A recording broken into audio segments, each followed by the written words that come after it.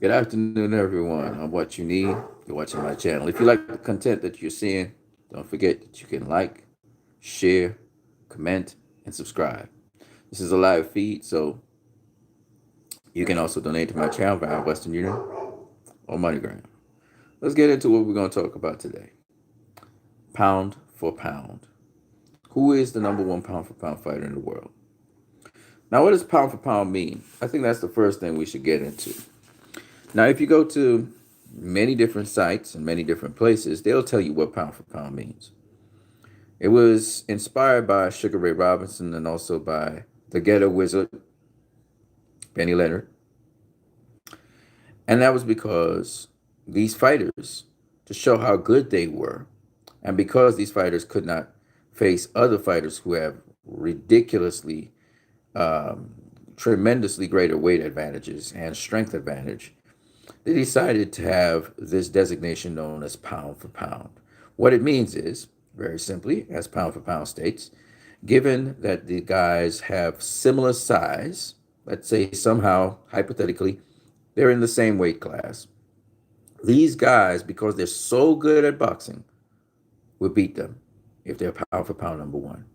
So that's what pound for pound means. Now, there are many different criteria people use to highlight pound for pound. They look at the skills of the fighter. They look at the fights and see their skill sets, their abilities, their dominance, how they win, whether it's by knockout or whether it's by plowing through fighters that are good, recognized fighters and just defeating them comprehensively, getting unanimous decision wins, outboxing them, etc. So that's some of the criteria. Of course, we also look at level of opposition. Level of opposition is important when we talk about pound for pound, because if you can get past a certain level of opposition, it shows that whatever skills you have and abilities you have, they're very effective. And it's leading to you being a very difficult guy to beat. Now, you don't have to be on the pound for pound list if you're undefeated. That's not the prerequisite. The prerequisite for being on the pound for pound list is that you are a dominant force. You may have lost a couple fights and so on, but at the end of the day, you're a dominant force. You're beating almost everyone, or you're beating most people that you put in front of you. And more importantly, not only are you beating them, but you're showing that you have the superior abilities and the superior tools, whatever they may be, in that boxing ring to get the victory. So that's what pound for pound means. Because Sugar Ray Robinson wasn't a guy that was undefeated in his career. However, he had a remarkable amount of wins to a very small amount of defeats. He was a dominant force at welterweight, and he was a dominant force at middleweight. And because of this, and just how pretty he was, and just this style of boxing, and just how fundamentally sound he was, it inspired pound for pound. That basically no one could beat Sugar Ray Robinson once he's on his A game. Nobody. And he proved it time and time again, having rematches with people to give them a chance to beat him. And he beat them comprehensively almost every time. There were certain fights where he had draws and he struggled and so on with the guys, but for the most part, in his career, he was quite a dominant force. Similarly with Benny Leonard. Benny Leonard was a lightweight, and a brilliant lightweight at that. And again, no one could really see Benny Leonard getting beaten. In fact, on Benny Leonard's worst day, he still would beat people. So that's how good Benny Leonard was and how good Sugar Ray Robinson was. And this is why they inspired pound for pound. So when we talk about pound for pound today and pound for pound lists, we're really looking at guys who we think would beat everybody else in the world of boxing, given that everything else is equal. That's what pound for pound actually means. We look at resume because we're looking at how tough the opponent is supposed to be to them. Whether they make that opponent look easy or not, that opponent, their background. So we look at the opponent's wins, we look at who that opponent has beaten, we look at all those things, and we use them as factors. How the opponent is viewed, if he's just viewed as the boogeyman or a monster or whatever. So these are very important things. The opponent mightn't be well known, the opponent may be well known, but what's more important is that this is supposedly stiff competition. So level of opposition is very important. However, we also look at the skills of the person who is the candidate for pound and how they're dispatching their opponents. If there's an opponent that they're supposed to just dispatch with, then and they do that, then it shows they're at a certain level.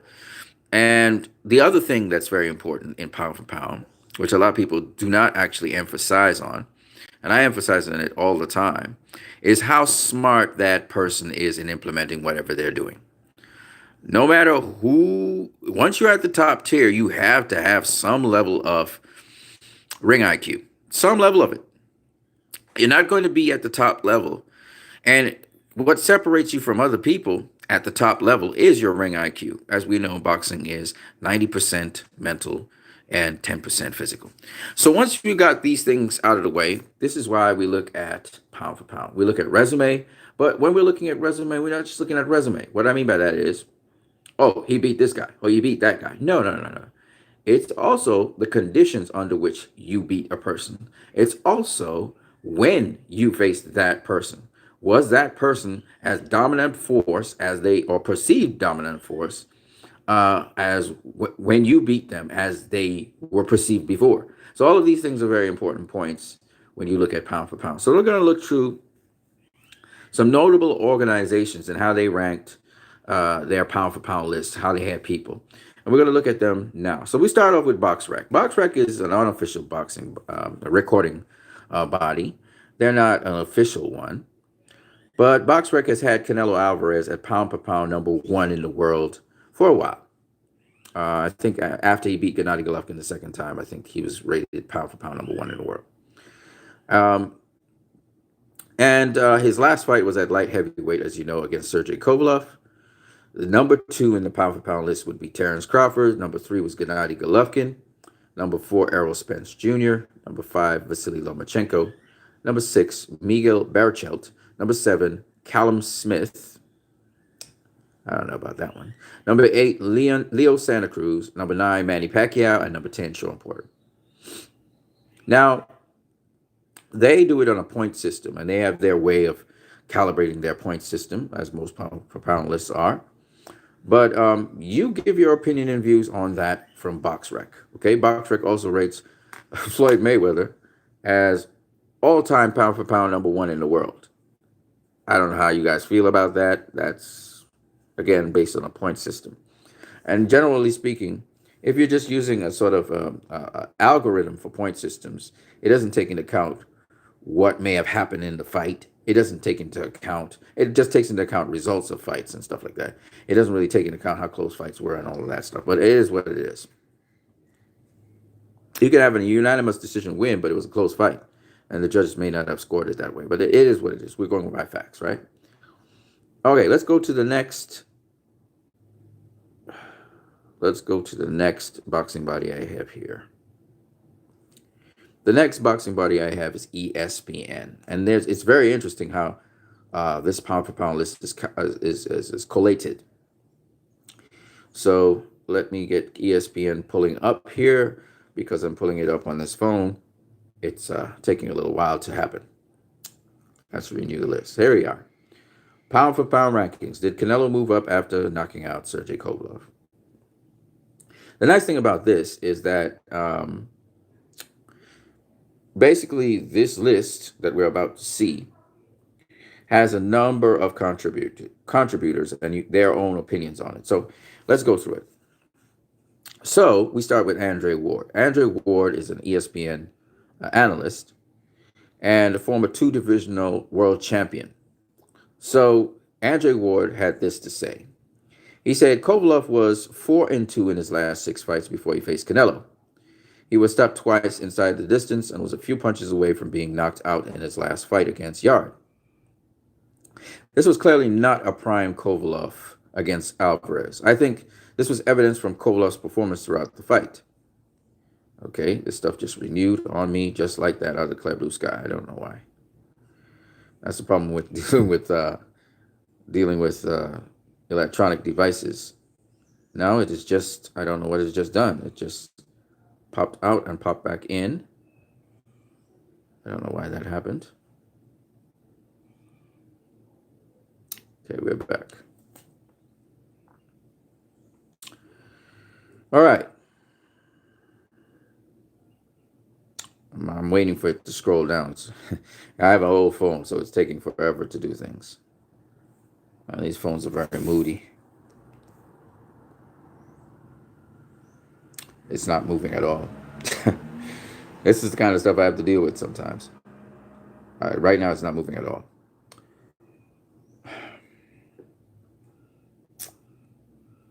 Hold on a second. A little patience. Patience is a virtue.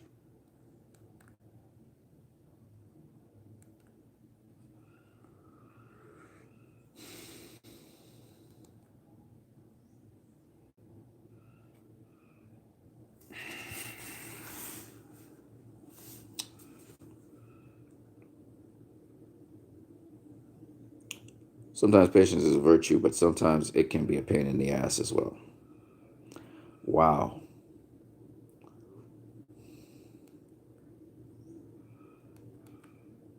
I don't know why it's doing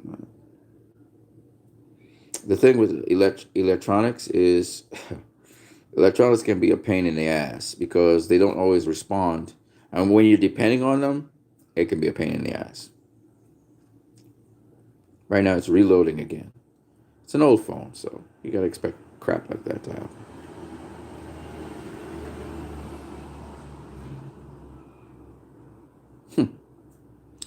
Now it's taking forever to load up. Right, so let me go back to what I was saying. Okay. Okay. All right. Credit to Canelo, Andrew Ward continues, for moving up. That's always tough, but not the same risk when facing a faded, wounded foe. I have to add this to the equation. It's not just about the name you face, but where the name currently is in their career when you face them. Same thing I was just saying. Right? Move my hand because I sprained my left hand. And it's really hurting me now. All right, so that was Andre Ward's opinion, which means he kept Canelo at number 3 behind Terence Crawford and Vasily Lomachenko. Again, the phone is frozen up. I don't know what to say. It's not moving.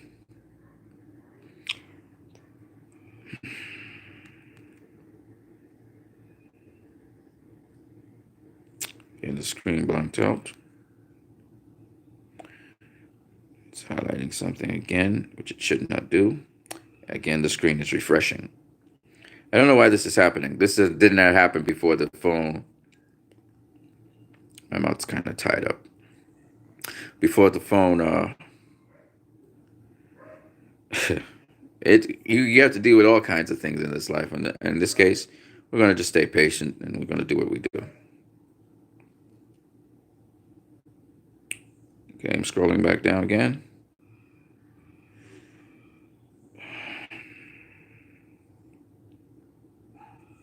Oh, wow. The phone's giving me a lot of problems. It's frozen up again. All right, so this phone is going to give me a lot of trouble. But in essence, Andre Ward, he had Canelo at number 3. I'm trying to get it to scroll. It's not moving at all. So it's just giving me a hard time. So he had Canelo at number 3. Okay, now we're back up at the top of the page for reasons unknown to me. Okay, we're going to scroll down. Okay, we're going to scroll all the way down now. All right, so we have boxing writer Steve Kim. This is what Steve Kim had to say. I understand why some elevated Alvarez to the top of their pound-for-pound list. It's hard to argue this based on his most recent effort and his overall career achievements. But it's also difficult to debate the merits of Naoya Inoue, who I have as number 1 on my list, Vasily Lomachenko, and Terence Crawford. It's my opinion that this quartet has clearly separated themselves from the rest of the pack. They're currently the most fearsome foursome in boxing, like the top-rated teams in college football, LSU, and okay, it's not going to scroll up. It's not scrolling up at all. That's what you have to deal with when you have old stuff. They are never reliable, and this is just not a reliable phone. This is why I didn't want to use this. I really was trying to scroll down to the bottom where most of the stuff is, but so far I'm not getting through with doing that,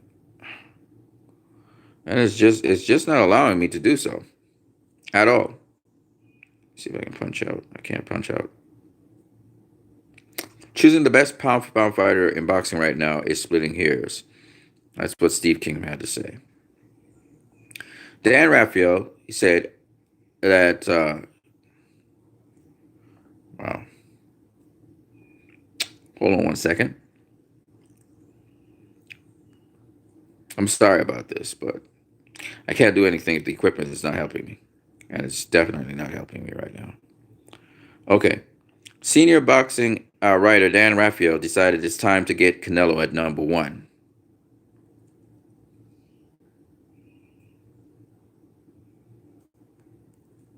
I am fighting to get this to move, and it's not moving.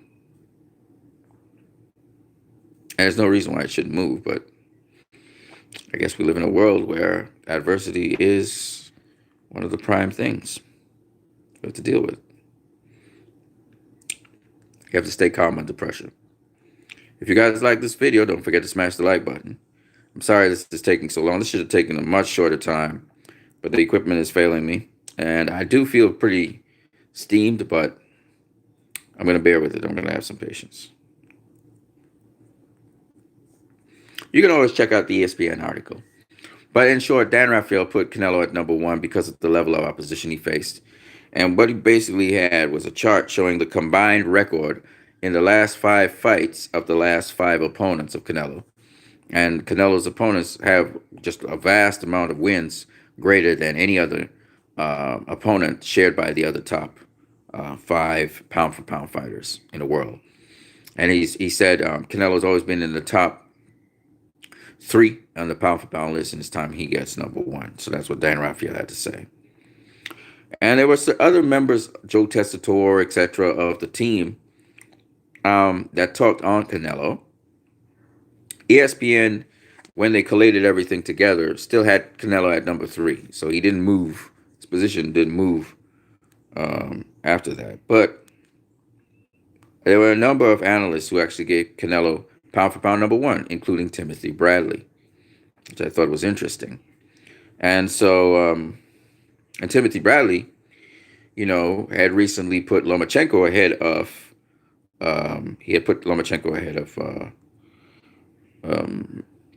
Terence Crawford. So, I thought that was interesting. But ESPN, when they collated everything and put it together, ESPN themselves had Canelo at number 3. He did not move anywhere. BoxingScene.com. BoxingScene.com. Hold on one second. Their pound for pound list was done by Cliff Rold. They had Terence Crawford as pound for pound number 1. His last 5 opponents were Amir Khan, Jose Benavidez, Jeff Horn, Julius Ndongo, and Felix Diaz, all of whom he stopped. And this is what Cliff Rold had to say. Crawford rose to the top spot as one of the most complete active fighters in the game. Crawford can box from both sides effortlessly. He can punch. He's got an old school chip on his shoulder. He had one of the strongest years of any fighter in 2017, a Fighter of the Year worthy run in 2014, and a sensational move to 140 pounds in 2015. Now he's stuck in weight mode while dominating what is available to be made to him by Top Rank at welterweight. To many eyes, the best fight is the division is Crawford versus Errol Spence.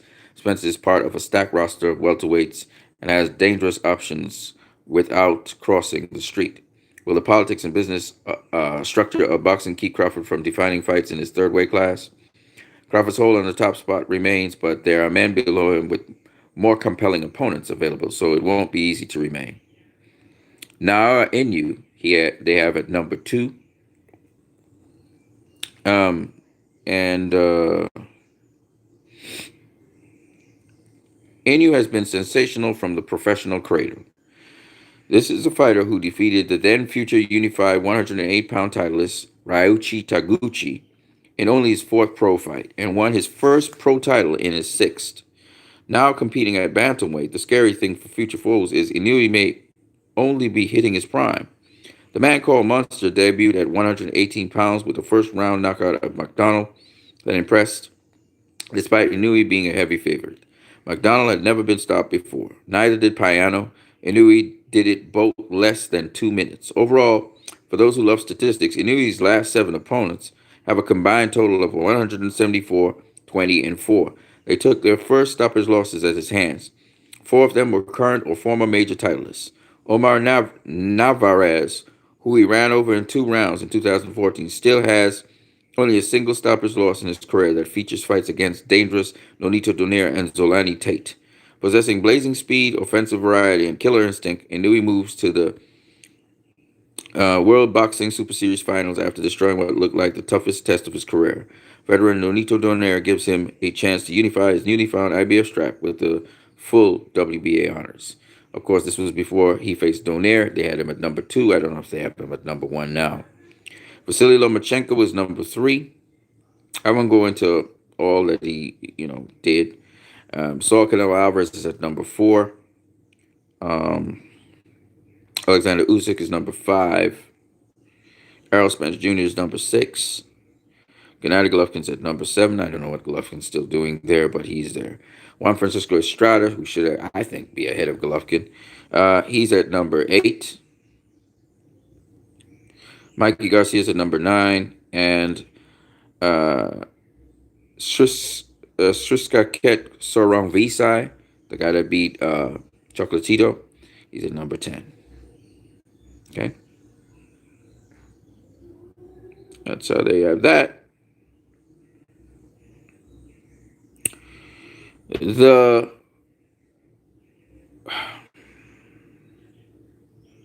Boxing Writers Association of America, they have their pound for pound list. Now, it's not updated for this month yet.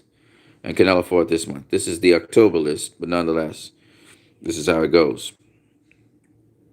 Number 1 for them is Vasily Lomachenko. Okay. He's at lightweight. Number 2 is Terence Crawford. Number 3 is Canelo Alvarez. Number 4 is Naoya Inoue. Number 5 is Errol Spence Jr. Number 6 is Alexander Usyk. Number 7, Gennady Golovkin.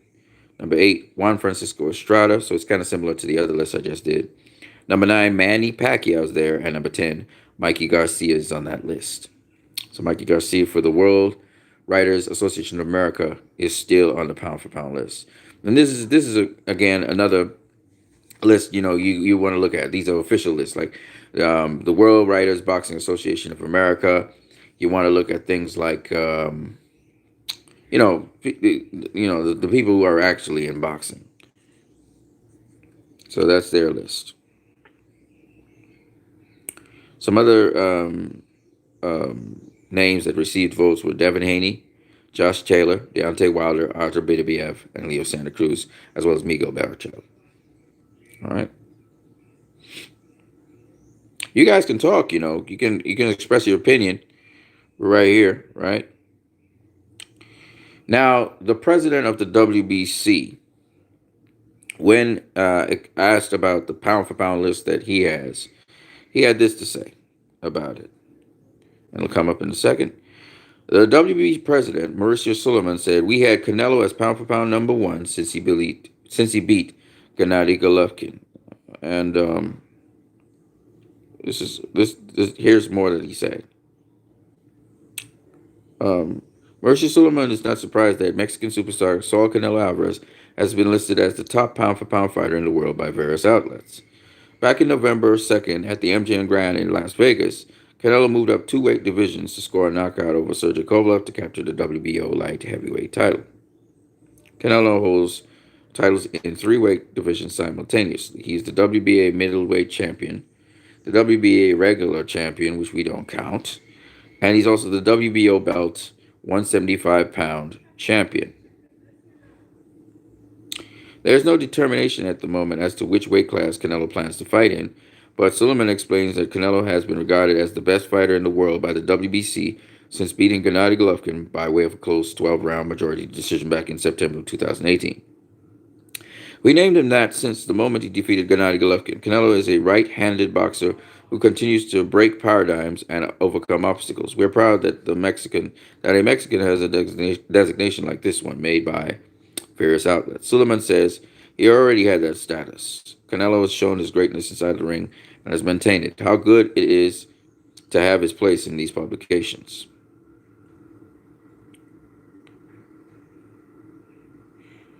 So that's basically that. Sports Illustrated. This is an outlet that doesn't really cover boxing, like ESPN. It's kind of like ESPN. This is what Sports Illustrated had to say about that. Canelo Alvarez has built a legitimate case to be boxing's pound-for-pound king. Chris Mannix is the guy that actually wrote this article, so he's going to be biased. He's with DAZN. Canelo Alvarez is boxing's most bankable star, but is he the best fighter in the world? Mannix has this to say. Who's number one?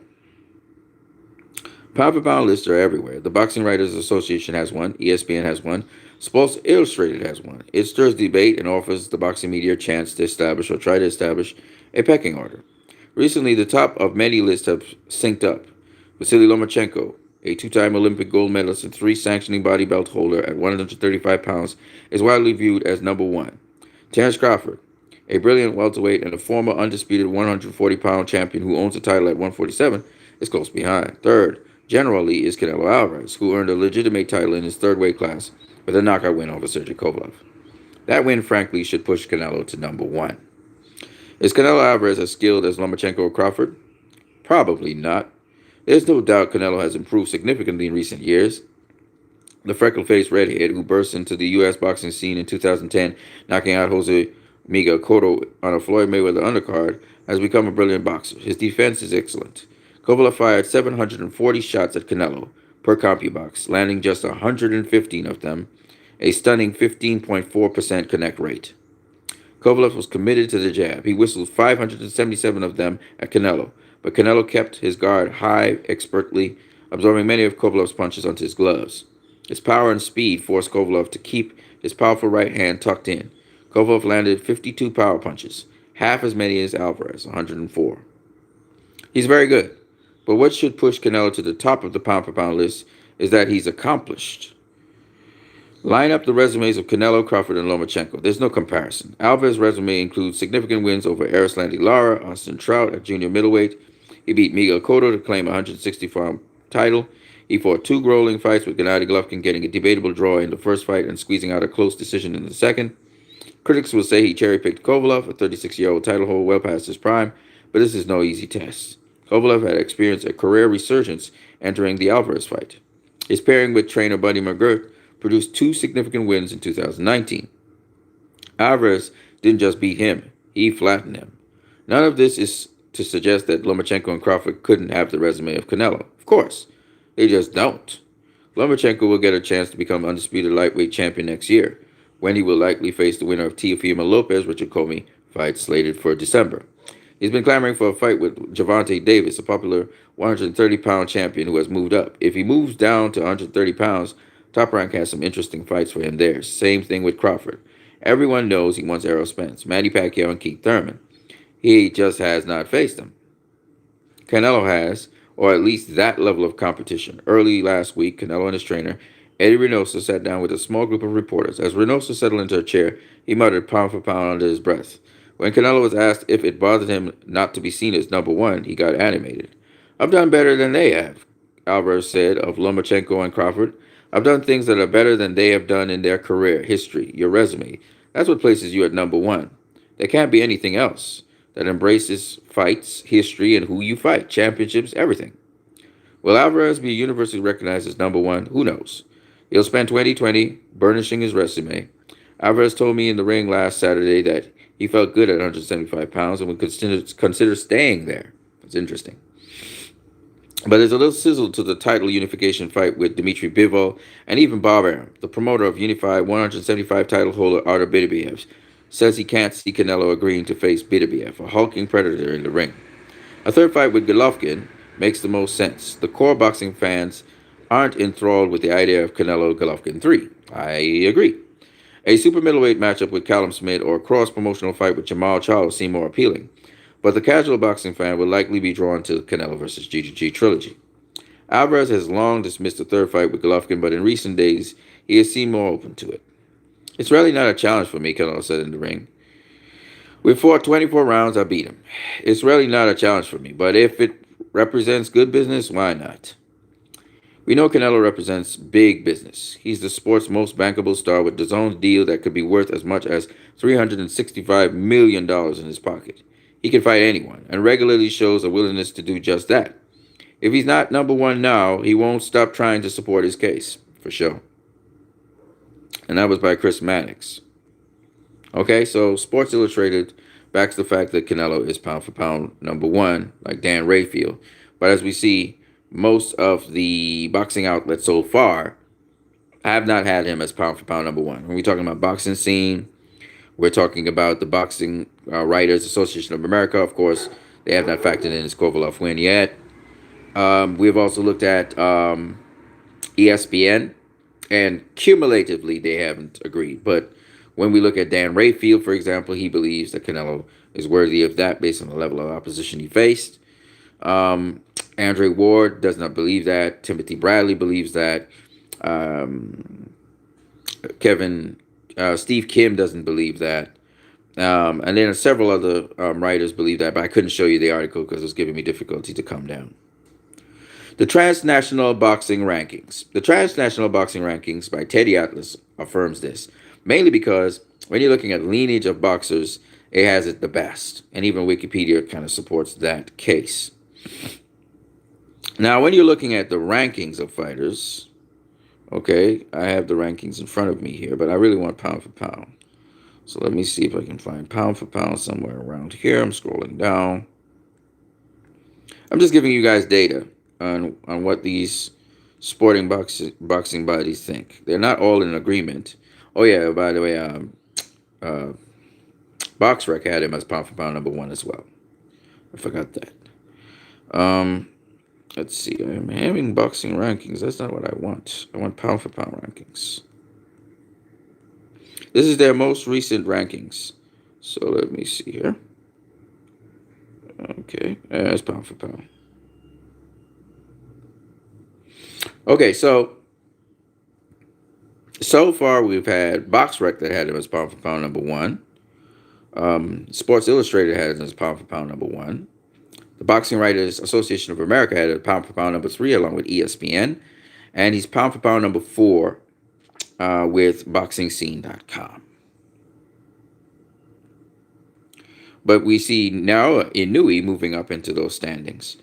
When we look at Transnational Boxing Board, we see that they actually have Saul Canelo Alvarez.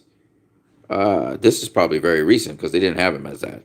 He's now pound for pound number 1 in the world. And Naoya Inoue is pound for pound number 2. That's a big leap in my opinion, but it is what it is. Vasily Lomachenko, he's pound for pound number 3. Terence Crawford is pound for pound number 4. Alexander Usyk is pound for pound number 5. Gennady Golovkin is pound for pound number 6. Juan Francisco Estrada, you see the same names over and over on every list. Juan Francisco just in different orders. Juan Francisco Estrada is pound for pound number 7. Errol Spence is pound for pound number 8. Manny Pacquiao is pound for pound number 9. Josh Taylor is pound for pound number 10. Okay? In their ranking system. So that's the Transnational Boxing Board. They also have Canelo as pound for pound number 1, which is interesting. The Ring Magazine. Now, we could always say that the Ring Magazine is biased towards Canelo because Oscar De La Hoya owns the Ring Magazine. Steve Kim is one of the people in the Ring Magazines. He didn't have Canelo as pound for pound number 1. But anyway, let's have a look at the rankings here and see what they have. Well, Looky here. Canelo Alvarez is pound for pound number one in the world at present with the Ring Magazine's rankings. Vasily Lomachenko is pound for pound number two. Terence Crawford is pound for pound number three. Now Inoue is pound for pound number four. Alexander Usyk is pound for pound number five. Terence Crawford is pound for pound number six. Gennady Golovkin is pound for pound number seven. Fran Francisco Estrada is pound for pound number eight. You see these names popping up all the time. BWF is in this list. He's pound for pound number 9, and Manny Pacquiao is pound for pound number 10. That's how the ring has it. So they have Canelo's pound for pound number 1. Okay, so what does this mean? Well, first of all, you have to ask yourself a couple questions. All right? As was said, the WBC president thinking that Canelo's pound for pound number 1. I think if you ask most of the boxers in boxing, they would say Canelo. All right. I know it for a fact that when I was looking at Jeff Mayweather thinks Canelo's pound for pound number 1 right now. I think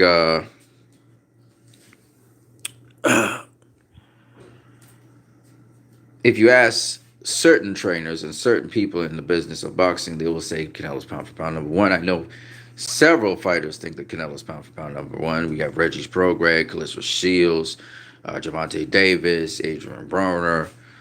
We had Jamal Charlo. I acknowledged him as that. We had also, who is it? I think Billy Joe Saunders said something like that to that extent as well as just several other boxers, Jarrett Hurd, and so on and so on and so on. The point anyway is this, that in the boxing world, I think his contemporaries acknowledge how good he is and what he's doing. The question really that lies in pound for pound number 1 is, if Canelo was to face Terence Crawford, all things being equal, they're at the same weight class, could Canelo beat Terence Crawford? Or would Terence Crawford beat Canelo? This is what pound for pound is all about. If Canelo was to face Vasily Lomachenko, would Canelo beat Lomachenko, or would Lomachenko beat Canelo? In fact, there was some ridiculous, some guy said that Canelo should face Lomachenko. I can't remember who it was that said that, but it was a guy that was not really in boxing. I think he was a basketball player. That has a talk show, and he was pushing for Canelo to face Lomachenko. And I think, of course, that's very ridiculous in so many different ways. What would be the weight class they would face each other at? But I think why they say these things, these ridiculous things, because these people don't understand, because these boxers are doing such remarkable things, such remarkable feats, that I think the people just don't seem to grasp that these things don't happen every day. A guy doesn't just jump up 2 weight classes, face another guy, and get a W. It just doesn't happen every day. It's a very rare thing in boxing. And very few guys have actually done it. And usually the guys who do it, they don't just go immediately up in weight in their debut fight and face their opponent. They generally acclimatize first, 1 or 2 fights, and then they face their opponent. So what Mikey Garcia did was very rare. What Canelo did is very rare. I'll tell you how rare it is. Canelo, being a world champion, jumping up 2 weight classes to face another world champion, it's very rare. There's only like 3 other cases where people successfully did that. All right. So Michael Spinks was one of them. He beat Larry Holmes. Hell of a great performance. Sugar Ray Leonard was another one. And Roy Jones Jr. was the other one. All right. Where you just jump up in weight and face guys. Canelo is the 4th person in the history of boxing to do something like that and succeed without a catch weight. All right. So it's very rare. Hold on a second, people. I'm going to be right back. But the point behind it is, can you see Canelo beating a Vasily Lomachenko or beating a Terence Crawford? That's the question.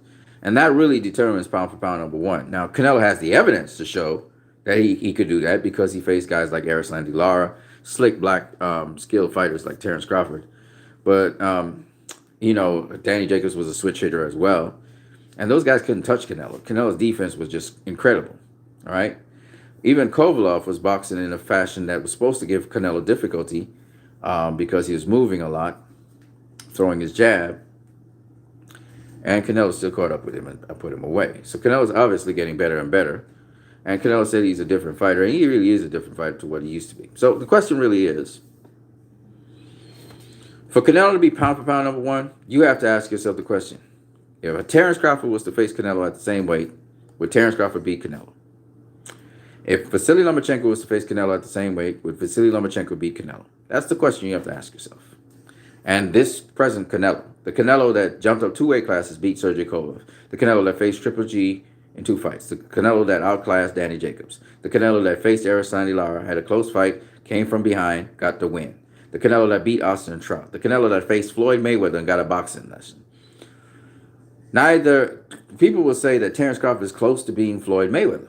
He's like a Floyd Mayweather list. So the question would be, do you think that Terence Crawford could beat Canelo? Now, we all know Canelo's a bigger Floyd. We see that now. The question is, do you think that Canelo's still vulnerable in trying to go catch a guy? Or, Terence Crawford's a thinking fighter. He said straps. Do you think you'd fall for Terence Crawford's straps? Or do you think Canelo's so experienced based on all that wealth of experienced fighters, having that wealth of experience that he has, that he would be able to handle a Terence Crawford? These are the questions you have to ask yourself. Unbiased or biased boxing. Shout out to you, my brother. Floyd Mayweather himself says Crawford reminds him of him. Yes, I saw the article. That was in 2017. I agree. He said he reminds him of a younger Pretty Boy Floyd. I think Crawford's a little bit more advanced than Pretty Boy Floyd in terms of his maturity and how he does things in the ring. I think he's slower and so on, but I think his maturity is a little bit more than Pretty Boy Floyd, because Pretty Boy Floyd used to run through people, no doubt, but he had some difficulty with certain guys who were elusive at the time. And now I think that I think Money Mayweather was just a lot more composed, a lot more patient than Pretty Boy Floyd was. Pretty Boy Floyd would just try and run through you. If he think you wasn't on your level, if he think you wasn't on his level, he would run through you, right? Kind of like what Gervonta Davis does to his opposition, which he's supposed to do. Hold on 1 second, guys. I'm going to come right back. Just need to use the bathroom.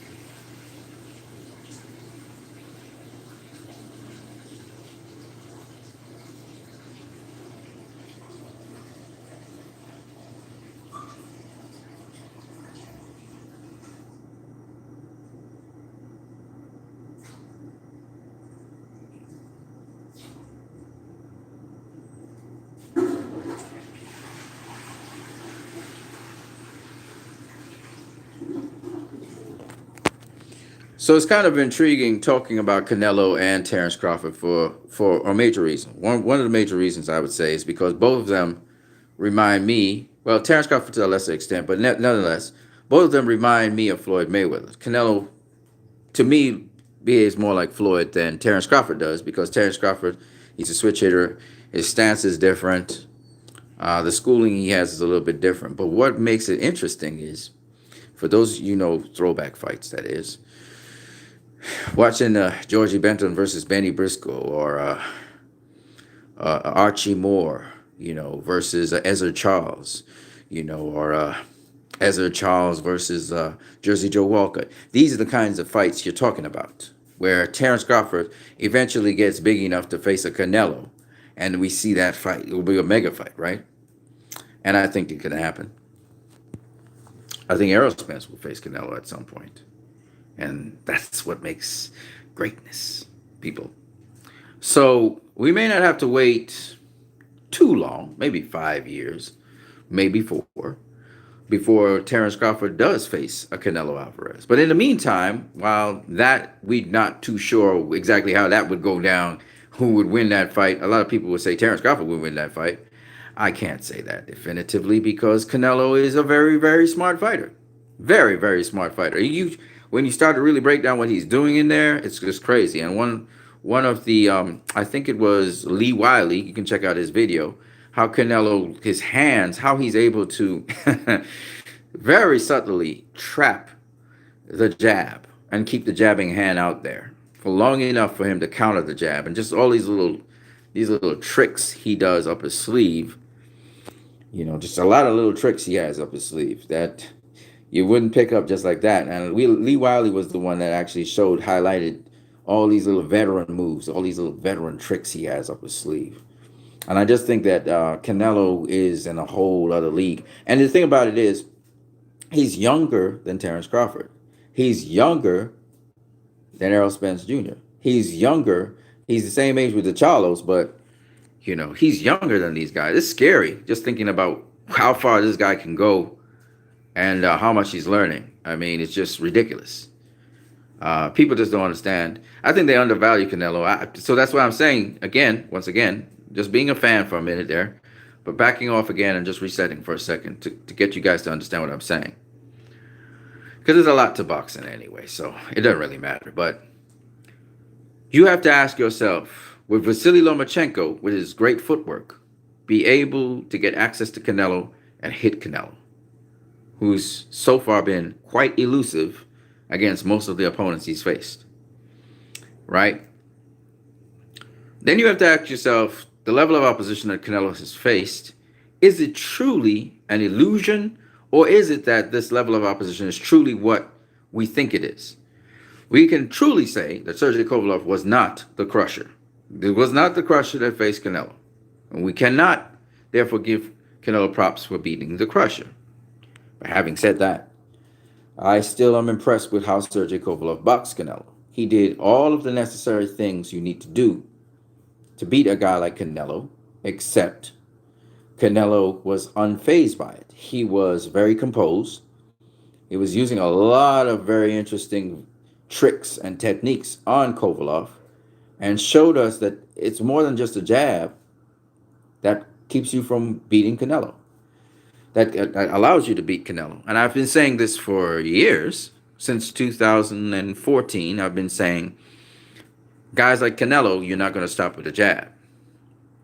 And you have to know how to use the jab, period. And Kovalev used the jab. He did. But it helped Canelo,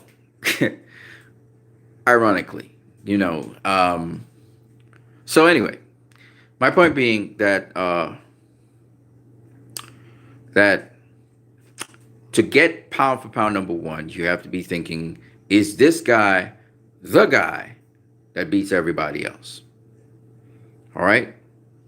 Even though I personally think that Canelo's pound for pound number one, you have to make up your own mind on that. And we can have a discussion on this right now, because different outlets have different opinions on it, on YouTube and on social media. I do see the vast majority of people thinking that he's pound for pound number one that I've been looking at. Doesn't necessarily mean that that's the case. But the majority of people I've been looking at have been saying that, especially people in the business, generally speaking, who fight, think that he is such, except for probably Lomachenko and Terrence Crawford, who may think differently. As for Naoya Inoue, I don't know if I rank him that high up the pound for pound list, because he almost got beat by Nonito Donaire. Let's be real. In the 9th round, Nonito Donaire almost stopped him. He hurt him pretty bad, okay? And, Inoue was messed up in that fight. Donaire he had puffy eyes, but that's about it. Inoue, he took some punishment, okay? When you look at Terrence Crawford, he doesn't take punishment. When you look at Vasily Lomachenko, he took some punishment against Luke Campbell, who was not on the level of Nonito Donaire. So I guess there are points you can make with that, where Inoue's win is greater than Donaire's win for many, many reasons. Inoue's win is greater than Lomachenko's win for many, many reasons. But I would say this, though. He took a lot of damage, to get that win. And his defense wasn't as tight as we thought it would be. Now, the thing about it is, Inui, I'm sorry, Donaire was considered like Kovalov. He was considered a done fighter. But I had seen Donaire's last fight, in which he was going to stop that dude. The dude got a shoulder problem, and so the fight had to end. But he was going to stop that dude. He was working the body really brilliantly, and even though the other guy was throwing a lot of punches, and some of them were landing on Donaire, being the older guy, obviously the veteran, you have to take your time, keep your composure, and just work that body. And that's what he did. And the same thing with Inui. Donaire was the man in there. Inui was the boy. He knew he had to be on the back foot. He wasn't pushing Donaire back at all. And Donaire was the man. When he punched Inui, he was putting in that work on Inui. He was working him. And I think a lot of people may not see that because maybe they were favoring Inui or whatever. But I saw some serious punches being landed on Inui, body-wise, and etc. And it was a hell of a thing. Now, credit to Inui, because he's undefeated. Again, an undefeated fighter is a much more dangerous fighter than a defeated fighter. This is why Andrew Ward gets all the props in the world for beating Sergey Kovalev the first time and the second time. But Inui would push that extra mile because he wants to win. He took a lot of damage in that Donaire fight. A lot of damage. Donaire really wrecked him. And Donaire took some punishment too, but not on the level of what Inui took. Donaire could handle Inui's power. Well-placed body shot, though. But he could handle Inui's power for the most part. And he was well-conditioned to go the whole distance with Inui, which was incredible. So I don't know if I rank Inui that high up the pound-for-pound rankings like Transnational Boxing Board did, and several other outlets put him up there. But I would say this, that he definitely, in his 3 divisions that he's gone through, made a serious impact. He was blowing through almost everybody, and then he faced Donaire, right? The guy, the dream fight he wanted. Now, people are talking about Guillermo Rigondeaux versus Inui. That's a good fight, I'm not going to lie. But Rigondeaux is a super bantamweight. Well, at least he's campaigning at super bantamweight. Bantamweight is his best weight class, but I don't know. How would Guillermo Rigondeaux do against Inui? Guillermo Rigondeaux is limited in terms of his range. Donaire can fight on the outside. He can fight on the inside. But Rigondeaux fights mostly on the outside. I don't know. Inui could beat Donaire. Beat Rigondeaux. It's possible. But Rigondeaux hits like a freight train. But not really, because it's technique. It's mostly technique. He doesn't hit as hard as Donaire does. He doesn't work the body as well as Donaire does. So you might find that Inui's stiffest test was Donaire, and that when Rigondeaux goes in there, Rigondeaux is going to be on the back foot, and Inui will be on the front foot. So it'd be an interesting fight. Inui is a much bigger guy than the weight class he's in as well. You can see he's bone dry. It tells me he still hasn't put on his mass on him, which means he's not necessarily going to stay in that weight class for much longer. But what I'm impressed with Inui was how he, even in spite of those injuries he had, he was able to fight, and he really fought. He fought hard at certain points. He knew he had to resort to fighting Donaire. And that was a bit impressive for me. And getting the knockdown was also very impressive. But he does have flaws. He was exposed, clearly. Donaire exposed his flaws. Donaire didn't just go the distance with him. Donaire almost beat him and exposed a lot of flaws he has in this game that he needs to fix. All right. And Donaire doesn't have the skills that he knew he has, but Donaire uses the home skills that he has, and he's a hell of a fighter. And we know that now. And I knew this all along, but the other people had doubts on him, so it is what it is. That's why I picked Donaire. I said, the old guy could just pull this off. He almost did. A lot of people think that I'm talking crazy, but I don't understand what they're talking about. I don't understand how they can give Inui such a big lead. How is that happening? Remember, all punches are not created equal. So just because a guy is frequently throwing punches, some of them, not cleanly hitting, some of them, again, hitting, but not really having any effect on the opponent that's coming at them, You have to think about that stuff. You know, it is what it is. So anyway, in terms of pound for pound rankings, if you put Inoue above Terence Crawford and Lomachenko, what you are saying is you think that Inoue would beat Terence Crawford and Lomachenko. I just can't see Inoue beating Terence Crawford. It's not happening. Terence Crawford has too many tools. He's too skilled. And Inoue got too many flaws in his defense for Terence Crawford not to exploit that. If Donaire could exploit Inoue, you can bet your belly button dollar Terence Crawford would exploit Inoue. And he'd probably stop him. So I can't see somebody putting Inoue above Terence Crawford. I just don't see it. I do understand that Terence Crawford hasn't faced the level of opposition this year that Inoue has faced. But still, you're basically categorically saying Terence Crawford can't beat Inoue. Inoue will beat Terence Crawford. That's what you're saying by putting him above Terence Crawford in the pound for pound list. And that's what people have to remember. The pound for pound is about who could beat who, right? Now the question is, would Canelo beat a Lomachenko? That's what you got to ask yourself. Was there ever a style that Canelo faced that was something like Lomachenko's style? Sort of. Erislandy Lara was a moving guy with good footwork, and he moved around the ring a lot. He also tried to go weak side on you. Canelo had difficulty with him the first 4 rounds, but after that, he solved him, and he went to the body religiously. So I'm not saying that in any way Erislandy Lara's Lomachenko, but I'm saying that he's been with mobile styles. Guys have been moving around the ring, and Lomachenko's a guy that is a pressure fighter. He comes forward, actually, but he moves laterally.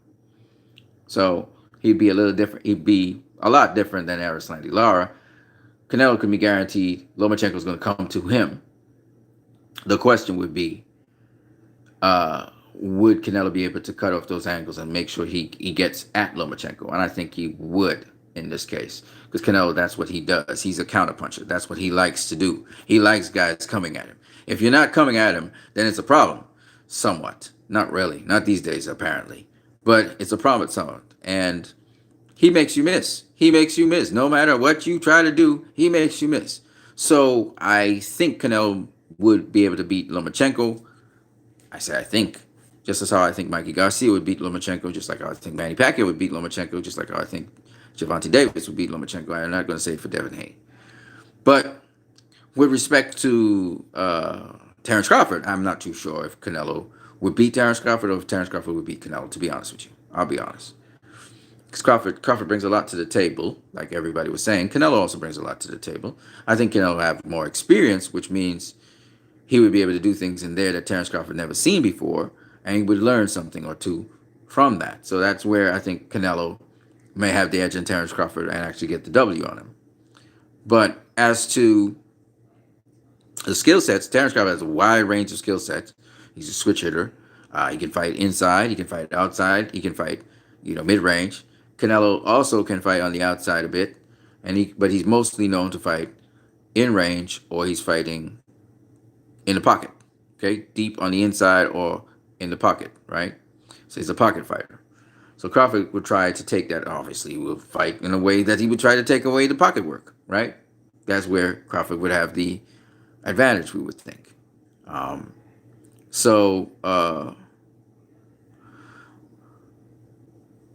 Mansa says, "Sup, bro? Just found your channel. Shout out to you, my brother."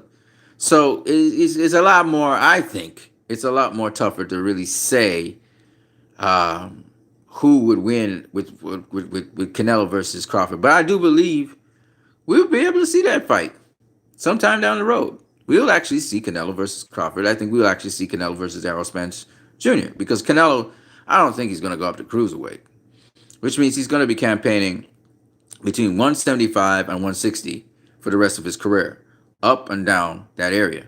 Which means if he's going to be doing something like that, then ultimately he's going to Terence Crawford and Terence Crawford may bounce him up at least at 160, maybe 168, if he can get that far. Which is only 5. What is it? To 2 more divisions, which would be 5 divisions. Oh no, that would be 3 more. So that'd be 6 divisions. That might be pushing it. We'll see. Errol Spence definitely can get up there. He's a career welterweight. I think he can get up to 160, maybe 168. So we might see Errol Spence versus Crawford. versus Canelo. But if we don't see Crawford versus Canelo, what do we say about it? Well, the evidence points to Canelo being able to handle a competition like a Crawford. He's dealt with a Floyd Mayweather, which is obviously he's much more experienced than Crawford was. Okay, and much just a much more advanced fighter than Crawford is. And in fact, if you go and check out Showbiz the Adult, Crawford versus Mayweather, he breaks down why he thinks Mayweather would beat Crawford. At least the Mayweather that was functioning in boxing, not this Mayweather right now. All right, because of the knowledge Mayweather has and the fact that Mayweather likes guys coming to him. Um, it could be a frustrating time for Crawford. Crawford likes to engage too much. He likes to trade too much, and that's the problem with Crawford. And it could be his downfall with Canelo as well, where he just tries to throw a little too many punches, which is why I said before that Pacquiao would have a fun day with Crawford if Crawford tries to engage Pacquiao all the time. That's where Pacquiao shines best, when you're trading. Um, and Errol Spence, again, Crawford has more championship experience than Errol Spence. Um, he doesn't have more championship experience than Canelo or Pacquiao um, or Canelo or Pacquiao. He's probably got a little bit more championship experience, well, significantly more than Lomachenko, right? But having said all of that, I think that Lomachenko's faced better competition than Crawford of late. Crawford's been 2 years at welterweight, going on 3.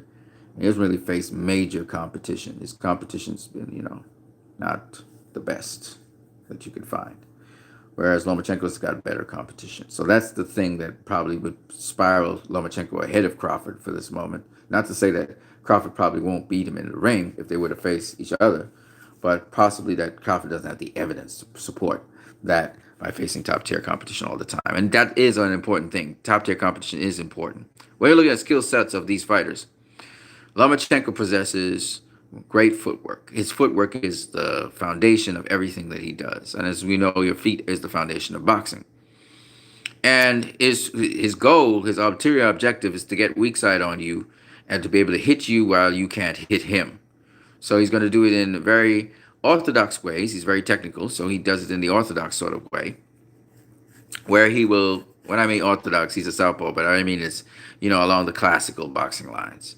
He'll get in there, get lead foot dominance on you if you allow him, and then he will start to do his thing. All right? But that's his ulterior objective. He does do other things, though, and he does get to you different ways. When you look at Terence Crawford, on the other hand, who's a switch hitter and so on, Terence Crawford is able to make adjustments. He's able to adapt to you. If you're a long-rangey fighter, he knows he has to get inside on you. That means he's going to put his hands up, and he's going to try and get to your insides. He's going to use his jab. He may change stances and go into the southpaw stance if that's something that gives you difficulty. He may start off the fight orthodox, he may start off southpaw. And he'll box you from that stance. Usually, sometimes he faces other opponents in the southpaw stance. He stays in the southpaw stance as a southpaw. He can box in either stance equally well. And so he will come to you. He has long arms, but he can collapse them very well. And he can work the body, right? But he's always paying attention to what you're doing, looking for what you are not doing correctly. Like you may not get your hands back in position correctly, or you may throw a shot and leave your chin up in the air and stuff like that. So he's looking at these different things, collects his data, and then from there he dissects you and destroys you, right? That's basically Crawford. If he can't destroy you, then it's okay. But so he's very, his win over Victor Postol very much impressed me. Victor Postol was a high quality, high class guy who just stopped Lucas Matisse. And he was long. He knew how to use the jab very well, and the fact that he was well balanced. So the fact that Terence Crawford actually beat Victor Postol resoundingly, by the way, and Victor Postol's game all fight, dropping him twice, was very, very impressive to me. And this is the undefeated Victor Postol WBC champion. So I think that shows the kind of caliber of guy that Terrence Crawford is by blowing through Victor Postol like that. Um, and of course, his Gamboa fight, even though he was the bigger dude, that was also very impressive. Collected his data on Gamboa and check hooked him in the southpaw stance, and it was just brilliant what he did. His Ricky Burns fight, where he went overseas and beat Ricky Burns, was also very impressive. This is another guy that had home court advantage. Everything was working against him, and he comprehensively beat Ricky Burns. So these are sort of standout fights that he had. He had the Felix Diaz fight, and he had, a couple other fights that were noteworthy, good opposition. But I'm talking about standout fights. These were the fights of his career I thought was standout fights. Ray Beltran fight was also a nice, good fight. I mean, it wasn't a standout fight, even though Ray Beltran became a world champion after, but it was still a good fight in which he won. He comprehensively won. He pulled away from Ray Beltran somewhere around the eighth, ninth round and separated himself. So, looking at these things and considering Terrence Crawford, he's shown an array of skills. Lomachenko shown his array. Now, Canelo Alvarez also has an array of skills. His major thing is fighting in the pocket. Okay, he's a pocket fighter mostly, mid-range to inside fighting. In the initial stage of his career, he was a combinational puncher, so a lot of combinations and stuff. Has very good defense. The one thing that stands out with Canelo Alvarez is his defense doesn't come only from his feet. His footwork also is a part of his defense, but it mostly comes from his stance and his upper body movement, as well as it also comes from his cleverness. And this is something you can't teach. What I mean by that is his gift of observation. He makes adjustments as is necessary. He keeps his composure. But when I say cleverness, I'm talking about very subtle little things that he does in there. He doesn't have excessive movement. That is to say, he doesn't have excessive head movement. He doesn't have excessive body movement. You can see this is highly rehearsed stuff. If he's going to bob and weave, he's going to bob and weave to the minimal amounts of movement. Whereas Terrence Crawford and Lomachenko, they have excessive movement. Sometimes Terrence Crawford bouncing up and down and all of that kind of stuff. Canelo doesn't waste energy on anything in the ring. He reminds me of Floyd in that respect. And the veteran knowledge and the very tricky nature of Canelo, because there's a lot of tricks up his sleeve in terms of how he approaches fighters. The fact that he can walk you down, or he can fight off the back foot, or if he needs to fight, outside of your range, outside of your reach, he will do so and still get on the inside of you and still land his jab and still land his shots is quite amazing. Okay. Lomachenko can't do that. You saw how difficult it was for him against Luke Campbell. You notice also he didn't really keep his composure at certain points in time. He just jumped on Luke Campbell and just started throwing punches. That's why Luke Campbell hurt him. When you look at Canelo versus Sergey Kovalev, on the other hand, who also was boxing very well, actually better than Luke Campbell was, Kovalev couldn't hurt Canelo. He couldn't touch him. And that's just a separation of Canelo from Lomachenko. Now, when we talk about Terrence Crawford, on the other hand, it's a little bit different. Terrence Crawford is separated. He's also separated from Lomachenko because people don't touch Terrence Crawford, except Yuriorkis Gamboa, who really let him have it, okay? But the point is that Terrence Crawford and Canelo don't just depend on their feet for defense. They have other special effects. They change levels. They bend their legs. Their legs, not your feet now, your legs. Their legs are another level of defense. Then they have upper body movement. Then they have head movement. Okay? And they have feints that they use. Now, Lomachenko uses a whole set of feints as well, but he generally does it at one speed.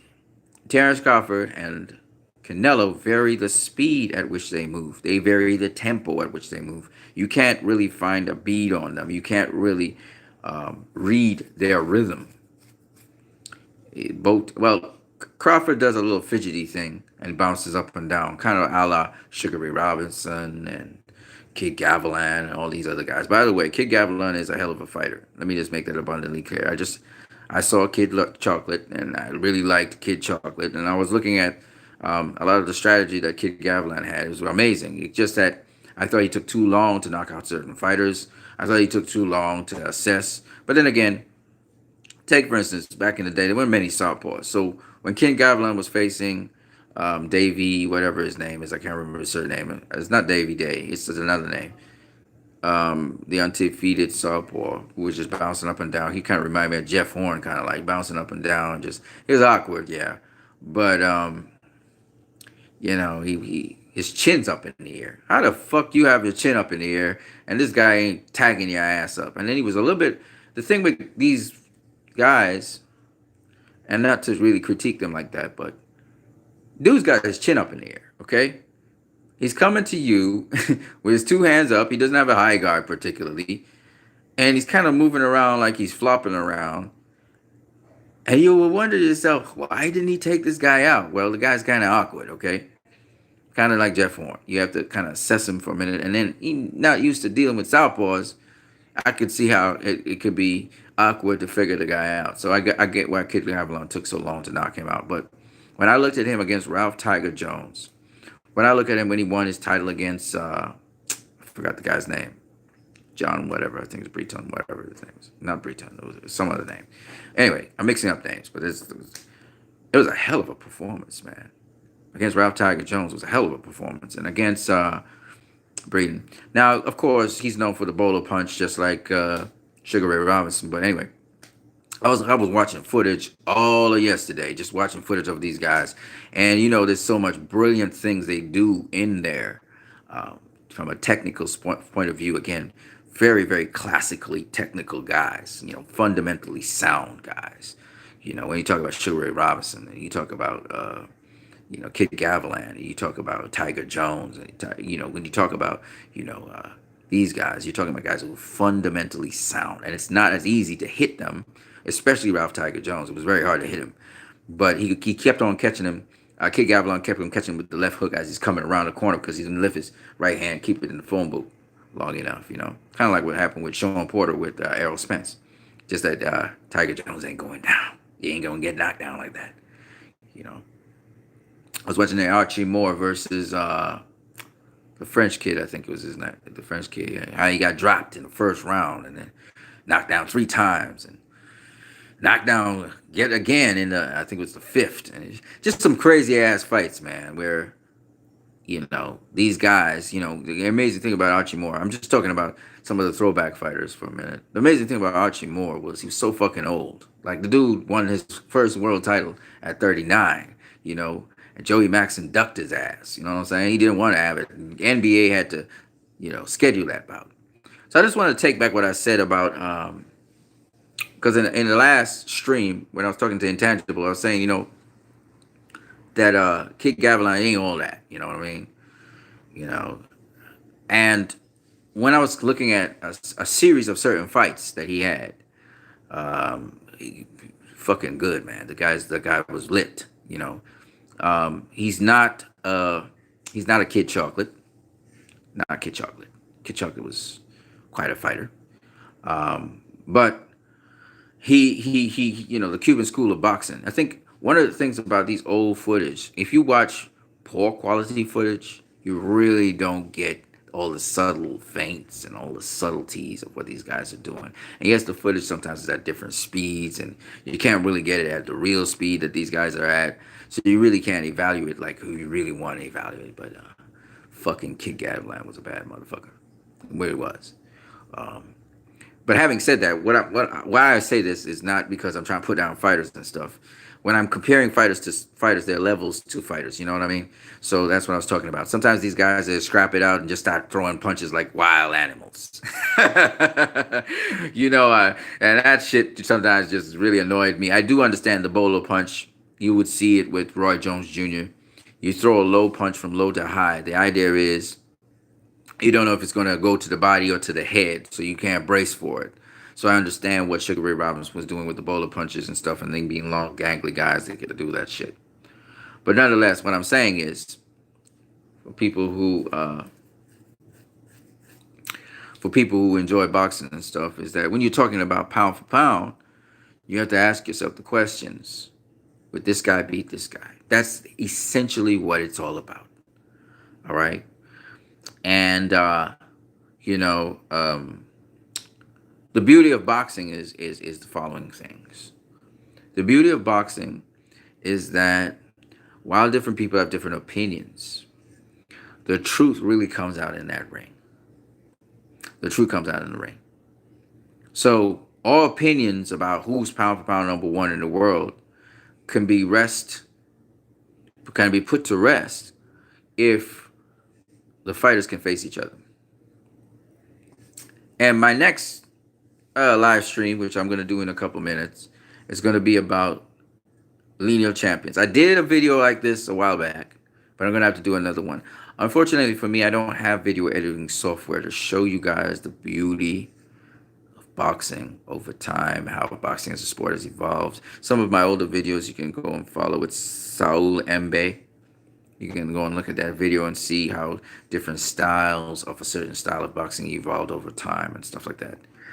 One of the things you got to understand, I said it maybe 100 million times, is that the high guard was not as popular and not as refined as it is today back then. So a lot of guys didn't really use the high guard. Gene Fullmer was one of the guys that used the high guard and very successful with it for most of his career, even though he was more of a scrapper. So why I say all this is because pound for pound, again, is inspired by Benny Leonard and Sugar Ray Robinson. Okay? And what we try to get to at the end of the day to determine who's the best fighter is, would this guy beat everybody else out there? The odds on him beating everybody else out there because he's so good in his division and divisions that he's been in. Okay? Boxing monster. Canelo is pound for pound king. Again, that's, there are a number of people who have been saying this, but me being personally as honest as possible and trying to keep it as balanced as possible, I have to say, would Canelo beat Terence Crawford in a fight? Right? We all know Canelo would have had a close fight with Terence Crawford. We're not arguing that. The question would be, would Canelo's experience, craftiness, all the little tricks he has up his sleeve, would that have been enough to beat a very skilled, in his prime, young, strong, intelligent, also very smart boxer in Terence Crawford? That's what you have to ask yourself,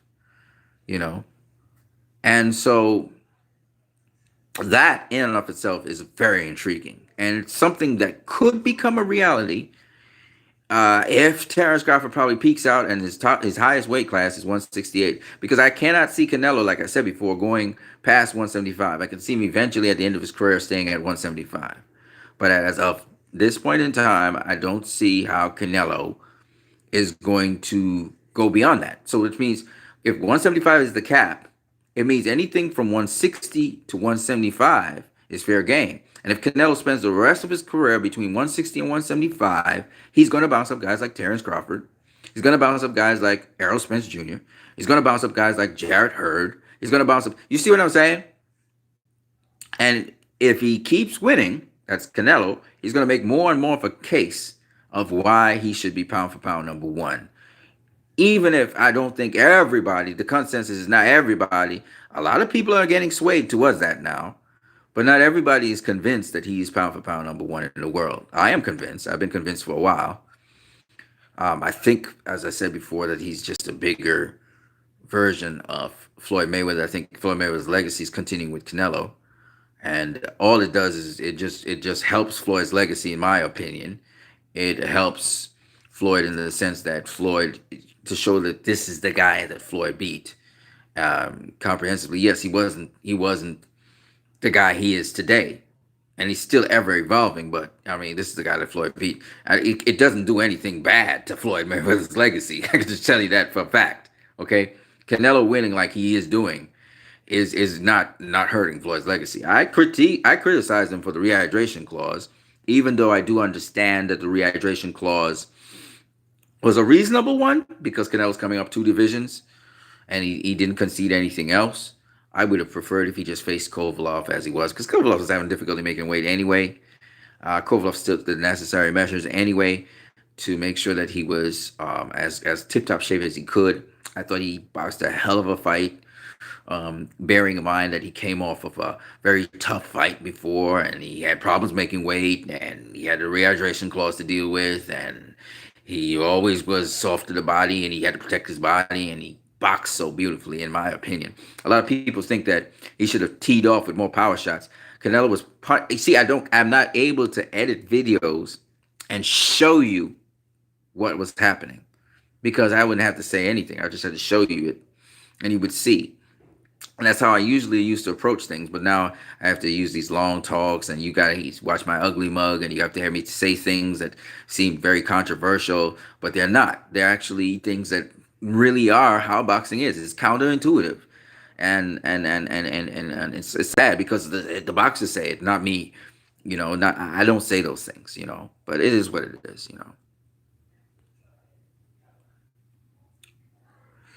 Sup, bro? Just found your channel. Mansa says, blessings, bro. Blessings to you, my brother. Blessings to you. Boxing Monster says, what's good, bro? I'm good, man. I'm good. How are you doing? Afro American Thought says, I want to see Errol Spence versus Canelo more than anybody Canelo fights. That'll be a hell of a fight when it happens. It'll be a hell of a fight. I'm going to tell you that. Errol Spence is food for Canelo at this stage in their careers. Well, yeah, of course. Canelo's I think he's just too strong for Errol Spence at this point in time. But Errol Spence has boxed guys big like Canelo. He's boxed guys bigger than Canelo. So, who are we to say that Errol Spence won't hold his own against Canelo? Canelo might, I don't know, he might knock out Errol Spence at all. I don't think he'll stop Errol Spence. That much I could say. Boxing Monster says Spence can't even keep his eyes open when engaging. Well, he's a hell of a fighter, though. He's a hell of a fighter. I can't talk bad about Errol Spence. He's a hell of a fighter. I just wanted to make sure he recoups properly, and we can see that Terence Crawford fight with him and Terence Crawford. African American Thought says Canelo and Errol are the same size, pretty much. I understand what you're saying in terms of, Errol's like 170, between 170 and 180, and Canelo's between 170 and 180. I understand what you're saying, but strength-wise, I think Canelo's a lot stronger than Errol Spence at this point in time. Strength-wise, I think he's a lot stronger than him. I think even Canelo punches harder than Errol Spence at this point in time. African American Thought says, what separates Canelo is his counterpunching ability, amongst several other things. I mean, I wish I could point these things out and show you in videos, like show you little clips of what the little tricks he does in there, and just how it's just so detailed and nuanced. But unfortunately, I don't have video editing software like that. I'm working from my phone. Can Spence go up to light heavyweight and fight Kovalev? Fucks no. I mean, at this point in time, he could. I mean, just that it's a dangerous fight for Errol Spence at this point in time, seeing that he's mostly been dealing with welterweights. But to jump up from welterweight to light heavyweight, it's a pretty big jump. I'm just telling you. That's a whole different ball game, okay? I don't know anybody in boxing has ever done that, to be honest with you. And a debut at light heavyweight, that'd be kind of crazy. African American Thought says, but who do you think has better body work, Canelo or Spence? That's a great question. In terms of relentless body work so far, Errol Spence is the guy that really, is relentless with his body work. But in terms of nuanced body work, in terms of, well, not even that, because Errol Spence is quite newer. He did some nuanced things against Sean Porter. But in terms of, okay, let's put it this way. We've never seen Canelo against a Sean Porter. We've never seen a Canelo against a Sean Porter. We've seen a Sean Porter against Errol Spence. A guy who brings pressure to the pressure fighter, right? Because Canelo is kind of like a pressure fighter. Well, actually, we have kind of seen that, but not really. Because Sean Porter is so explosive. He's so skilled that we've never seen that before. We just never seen that in boxing like that. We've seen it in boxing before, but what I mean is not in a while. All right? We've seen it with Aaron Pryor. We've seen it with Manny Pacquiao. We've seen it with this guy. Very athletic, very skilled, very fast, very explosive fighters. who get to you, right? But we haven't seen it really, we've seen it with Pacquiao, but Sean Porter brings a whole fucking other. Sorry about the F bomb. Just a whole other level of energy, and Canelo's never really faced that kind of dude. Okay, Gennady Golovkin was slower than Canelo. Canelo could have basically, Canelo was kind of walking around the ring, and Gennady Golovkin still couldn't catch him. You know what I mean? It was like Canelo had to slow down to actually engage with Gennady Golovkin. Okay. Same thing with Danny Jacobs. Danny Jacobs realized, man, I gotta actually slow down to hit this guy because he's just so slow. Um, so you can't really talk about it. Gennady Golovkin has relentless pressure, no doubt about that. But Canelo was handling him easy. But with the Sean Porter going at that speed, at that rate, to slow down a guy like that, it's kind of like Canelo's never really faced a Manny Pacquiao. Yeah, he's never faced a Manny Pacquiao. He's never faced a Sean Porter. He's never faced a Marcus Maidana. He's never faced those kinds of guys, right? And so Errol Spence facing Sean Porter is huge in that respect. It shows he can handle pressure from a bigger guy because Sean Porter was the bigger guy in there. Maybe not hit as hard, but he hits hard. Sean Porter hits hard. Don't let nobody fool you. He doesn't get the KOs, but he hits hard. You saw what he did to Paulie Malignaggi. Poor Paulie. He tore him up. So Sean Porter is a very, very beast strong kind of guy.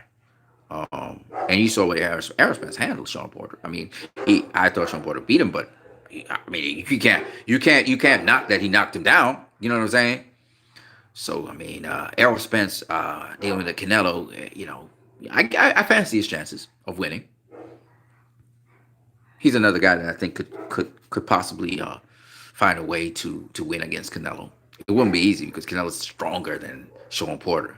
He's very explosive and he's very composed. And he's very rehearsed. His skills are very honed. And he's veteran. He got all kinds of little tricky tactics he uses in there. So it would be quite a thing. It would be quite a thing. Because Errol's not breaking down Canelo. He's just he's not breaking down Canelo. That ain't happening. So it's gonna be it'd be cat and mouse. He'd have to box him and try and steal in his shots.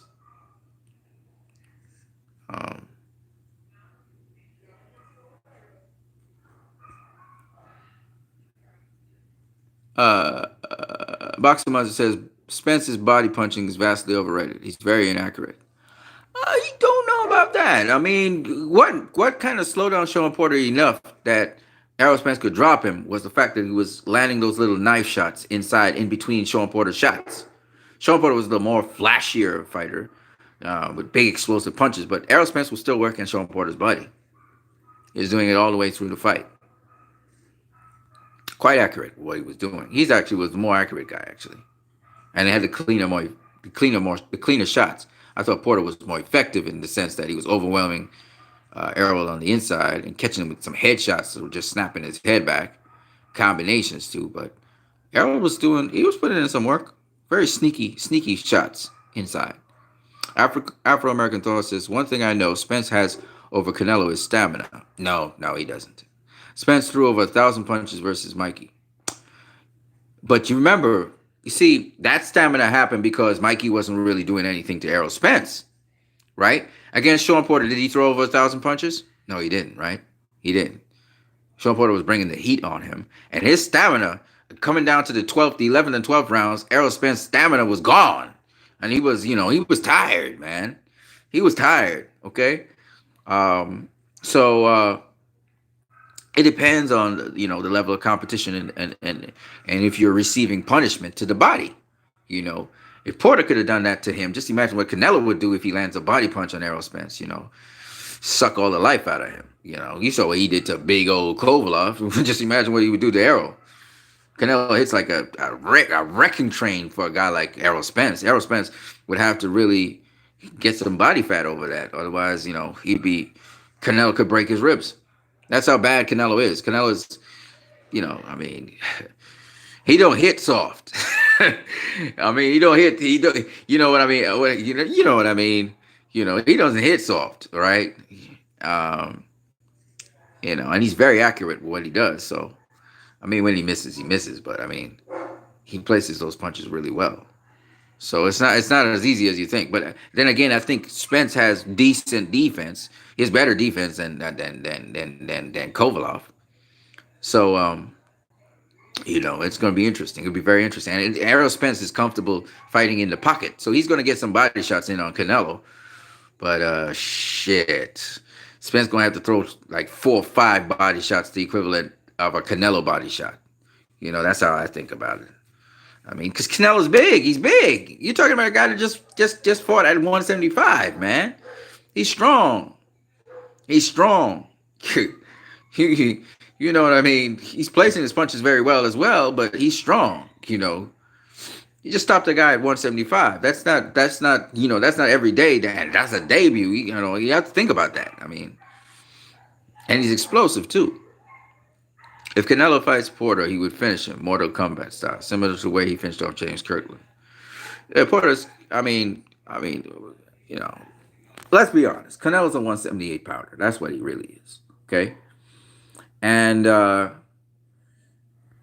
when he goes to 178, he's going to have a much more comfortable time making the weight and everything. He's going to be very comfortable at 178.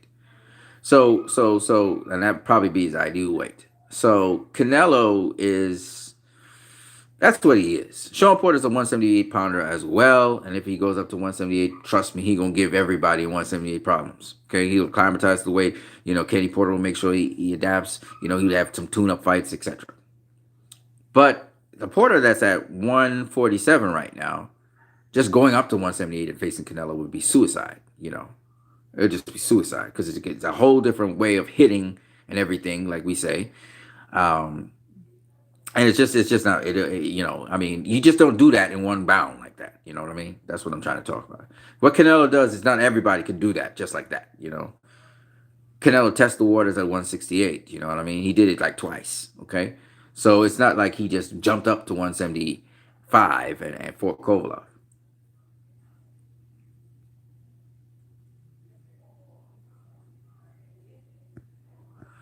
Afro-American. If boxing matches were 6 rounds at the championship level, Canelo would be the GOAT. I don't know about that. Like I said before, I think his stamina is a lot better because he's pacing himself a lot better, because he's pot shotting, because he's conserving his energy, because he's not wasting energy on things. He's very economical. He's become like Floyd, like I said before, very economical with how even if he misses punches, he's very composed. He stays in balance even when he misses a shot. And all of these, these are just, man, it's a lot to talk about. I'd just love to show you guys so you guys wouldn't think I'm just fanboying out on these guys. And Errol Spence stays in balance too, very, very well. It's beautiful to watch Errol Spence. He's very much in balance when he fights. Again, just beautiful, beautiful stance. He has a strong stance as well. I've never seen somebody with such a strong stance as well. So there's a lot to appreciate with these boxers. That's what I'm trying to say. If you love boxing, you're gonna appreciate. You gloat and you'll be like, man, I wish I could do something like that. It makes me. I've kind of been off them somewhat. Afro-American Thought says Demetrius and Spence are the only fighters right now that I think give a chance against Canelo. Well, we got Billy Joe Saunders too. He didn't look good in his last fight, but trust me, he's gonna make the necessary adjustments to make sure that is not, because one of the things he realizes distance control kind of keeps the guy from countering his right on him. So he figured that out, but he just didn't know how to keep the guy off of him certain points where the guy would fall in, and then once he get into the clinch place, he throw the uppercuts and stuff, and then he can get to counter with his right again. So he'll work on it. Just a little bit of tweaking and stuff. Plus, Billy Joe Saunders says if you don't look great, Canelo might face you. So Canelo might face Billy Joe Saunders, and Billy Joe Saunders will be able to shine and put on a hell of a performance. We'll see if Canelo can make the necessary adjustments.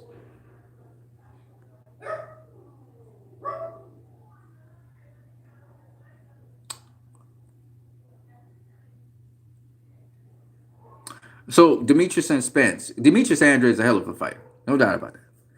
I don't think he's boring. A lot of people say he's boring. I don't get it. And I think that's a way to dismiss him and to get people not to watch this fight. But in my opinion, And from the polls I've had, don't forget to smash that like button, people. Show me some love, will you? From the the polls I've had, almost all the people that it was like, I think 50 something percent of the people wanted the Canelo versus Demetrius Andrade fight. Now, here's the thing. I did say before that once he faced Danny Jacobs, he don't have to face Demetrius Andrade. He don't have to face Jamal Charlo at this point in time at 160. I remember saying that. But then when I saw that he wanted to be undisputed, when he said that, that opened my mind. I was like, oh my God, he's going to face Demetrius Andrade. And I couldn't wait for that fight. I really couldn't wait for that fight. And I couldn't see any reason that he could give for, him not facing Demetrius Andrade. Every excuse that he made didn't make any sense. Demetrius Andrade is not a boring fighter. Demetrius Andrade deserves to get this fight mainly because, and I say deserve, he deserves to get this fight because he's put himself in a position to be the last belt holder that Canelo needed to get. Right? On top of that, if Canelo is saying that Demetrius Andrade didn't face anybody, who did Liam Walsh face? Or was it Liam Walsh or was it Liam Smith? Who did Liam Smith face to deserve a WBO fight against Canelo? Okay? And I'm going to ask this question. Think about it. Follow my train of thought. Who did Sergey Kovalev face to deserve a fight with Canelo Alvarez? It wasn't Anthony Yarde. Okay, Eleider Alvarez, yeah. But not Anthony Yarde. It couldn't be Anthony Yarde. Now, yes, true to form, Canelo wanted to face Kovalev before Yarde. He was trying to get Yarde to step aside, so I get it. The Eleider Alvarez fight was the one really that Canelo wanted to face him after. All right? But a nobody like Anthony Yarde, and I call him a nobody because he had done nothing in boxing and he really had very little experience in boxing, he was able to get Kovalev in trouble in the 8th round. That ain't supposed to happen. You know what I'm saying? But Kovalev got the fight, right? Here's another one for you guys. Canelo faced Julio Cesar Chavez Jr. Who did Julio Cesar Chavez beat to make his great performance so that he get the Canelo fight? These are the questions we must ask ourselves. So you can't turn around now and say, did we see Andrade ain't face nobody? Yes, you want legacy and all that shit, and yes, you wanted to face Sergey Kovalev. Great. You could have just said, well, Kovalev, man, this is an opportunity of a lifetime. I got to get Kovalev. I got to go for this one. That's all you had to say. But don't down Demetrius Andrade. Demetrius Andrade, his record proves it for itself. Yeah, okay, he didn't face some of the great fighters that Canelo faced. Okay, he ain't on that level. He ain't got one. He didn't even got a one on his resume, right? Fair enough. He was gonna have Jamal Charlo, but he fucked that up. Okay, fine. But he's been winning. Since he's been back in boxing, he's been winning and winning and winning and winning and winning. He deserved this shot, man. And in the face of what Canelo said. Okay? So that's why I was like, man, this is a shit fight with Sergey Kovalev. No, I can't say it's a shit fight because when I look at what Kovalev, what Buddy McGirt did with Kovalev and what Kovalev did in that fight, you can't call it a shit fight. You just can't. That was a competitive fight all the way down to the end, okay, in terms of points. Canelo was closing it off on Kovalev, but the point is, it was competitive, all right? So, now Canelo's going to face who? If he faces Billy Joe Saunders, I can't complain. I can't complain. Billy Joe Saunders was supposed to face Demetrius Andrade so we could see who was the best guy between the two of them. All right? He was clowning Demetrius Andrade, but hopefully, I can't complain. If he faces Callum Smith next, I can't complain. If he faces Bivol next, I can't complain. If he faces Benavidez next, I can't complain. Any one of those guys are young, they're strong, they've proven themselves as champions. I can't complain. Caleb Smith, can't complain. All right? Once he faces one of those top tier guys, I can't complain. I can't. And he ain't got no more old, guys like they saying that, got full resumes to beat, right? Only Triple G. And Triple G, shit, I don't want to see Triple G versus Canelo, quite frankly. But hey, if they wanted to have it, fine. A third fight. But this is what I'm going to say about that. He don't have to go all the way down to 160 probably because fucking Triple G don't move for nobody. Right? He's been a fucking drone. Sorry about the F-bombs. I get angry when I think about Triple G because y'all talk about Canelo being undeserved. I can see how y'all are peeved about Canelo, but how come y'all ain't peeved about Triple G? That's what I never understand. Y'all angry with Canelo because he beat Triple G and you thought Triple G won. But y'all ain't ever going in on Triple G for just sitting like a fucking drone at 160. Sorry about that, Bob. Sitting like a drone at 160, ain't doing shit. All right? Feeding off of guys that are not on his level. And when guys on his level, offer to face him, he dodged them. All right? Kudos to him on facing Derevyanchenko, who beat him. And when they face him, they beat him. Oh, it's disputable. Right? He faced Danny Jacobs. Danny Jacobs beat him. He faced Canelo. Canelo beat him twice. He faced Derevyanchenko. Derevyanchenko beat him. What does this say about Triple G? He's elite. But he ain't the best. He ain't top tier. And then people want to make excuses. Oh, he old. He getting older. No. Don't say that. Floyd Mayweather's older than him. Manny Pacquiao's older than him. Stop it. Stop it. He ain't got that punishment that Pacquiao taken in his career. So stop with it. I get angry about Triple G. I do. Personally, I do. Maybe it's a fan thing. He's a hell of a fighter. Don't get it wrong. He's a hell of a fighter. He's proven himself. All right? But I just think that people overhype him. I got love for Triple G as much as I hate him in the sense that he got his shot. He got his big money fights. I'm happy for him. Okay? But the thing that and the $100 million deal, I'm happy for him. Okay? And I know he's going to promote fighters, going to do a hell of a job, great job bringing out Eastern European fighters and stuff and bringing them to our attention. He's going to be a hell of a promoter too. But my thing is this. I can't understand how people take their boxing sense and their boxing IQ and just put it aside when we say Triple G. Right? That's the thing that really bothers me, man. Man could face Steve Rolls. Who the hell? Everybody criticizing Canelo for facing Rocky Fielding. It was going in on Canelo. Oh yeah. But then this motherfucker faces, sorry about the cursing again. This guy faces Steve Rolls instead of Demetrius Andrade. That's a straight up duck. Canelo's ducking Demetrius Andrade and Jamal Charlo, but at least he's facing somebody. You know what I mean? He facing somebody. So you can't really say it's a duck. It's a technical duck, but it's not a duck. You know what I mean? You can't say he ducked because he's gone up 2 weight divisions. You know what's so funny to me? I get a chuckle out of this every single time. The man went 2 weight classes away from Demetrius Andrade and Jamal Charlo. He cleared the board. He listen, I don't know if I'm coming back to middleweight. If I beat this dude up there, I might stay up there. I'm just staying away from them guys. That's what it looked like. I'm not saying that's what it is, but it's so funny, man. He jumped up 2 weight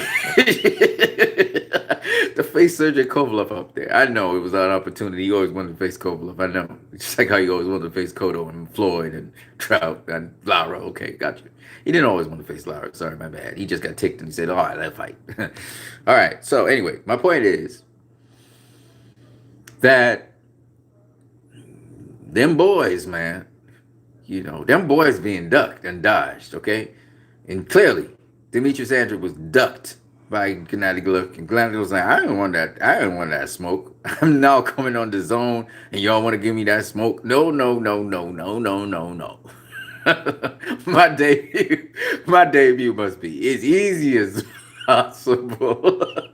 Give me that undefeated fighter. What's his name?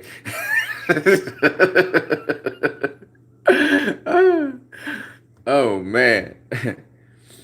Ah, yeah, Steve Rolls.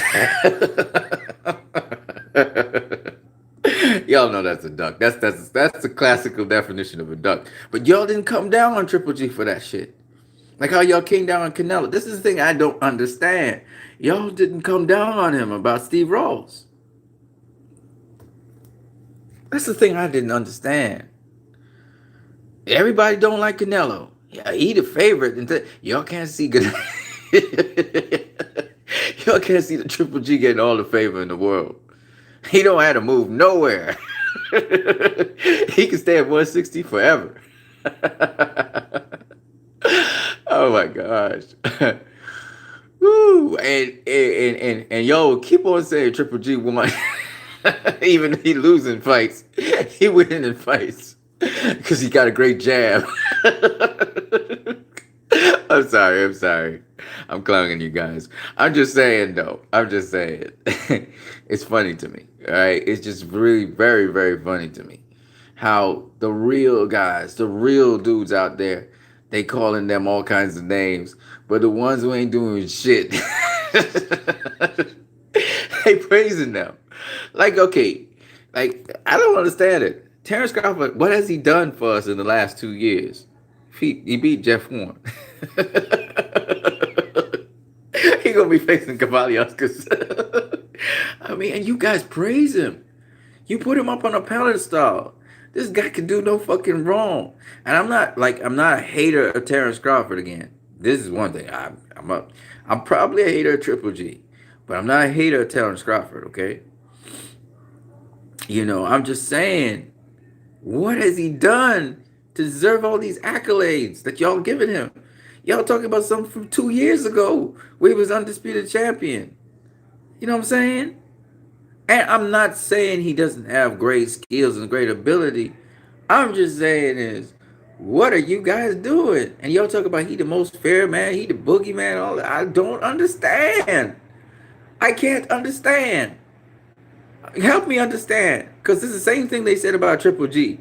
But when he stepped up in competition, he looked ordinary. He looked ordinary. Okay? When he stepped up in competition, and we started with Kell Brook, he looked ordinary. Kell Brook was just rolling his punches and shit. You know, he looked ordinary. The only thing that got him over the board was his power. He was just very much stronger than Kell Brook. Because Kell Brook decided to go toe-to-toe with him for reasons unknown to me. You know, not even Canelo did that. You know, but hey, whatever. Not in the first fight, at least. So it is what it is, but some things I just don't understand. People reason the way they do, and then they tell me I'm crazy. I don't understand it. I just don't understand it. Um, you know, pound for pound, I can understand why some people say the jury is out. Hey, what's up, peoples? You know, my comment section it's not popping up like it should, apparently. Wow, we got some people hating on Billy Joe Saunders. We're gonna get there. Boxing Monster says, if boxing was 2 rounds, I would be the GOAT. Y'all start with the jokes. If boxing was 30 seconds, I would thoroughly outclass every man who dare step into the ring against me. Intangible, what's up, bro? Afro-American Thought says, I hope Spence gets back with his old strength and conditioning trainer. Tangible Boxing says, Blu-ray? What's Blu-ray? What's that about? Boxing Monster says, if boxing was fought in the living room, what you need would be the GOAT. Nope, not really. I'm not fighting in the living room right now. But you clown with me. I know what you're doing. You clown with me. I don't get it. African American Thoughts. Yes, Blu-ray. Aurelio Dumas says 168. Shout out to Aurelio Dumas for joining the discussion. Sorry, I'm only seeing you guys now. Intangible Boxing says, if boxing was fought in storm sheds, I would end my career undefeated. You guys just talking. Y'all talk a lot of crap, man. Y'all are just silly. Canelo even tired out against Kovalev, and Kovalev didn't land any super significant things on Canelo. When did he tire out, man? Tangible Boxing says, Billy Ho Saunders is trash. Oh, man. Imagine a person who has half of Canelo's stamina. You get Billy Joe Saunders. You guys are so stupid. You guys are stupid. You guys are clowning these guys that spend their whole lives and their careers doing boxing. I appreciate all of them though. Boxing Monster says Khalil didn't tire out. It was part of the script. You call Anthony Yard a nobody, but you pick Yard to beat him? Yeah, I did. African American thoughts. Anthony Yard was so close. He had stamina issues. That's why he lost. He'll be champion again soon.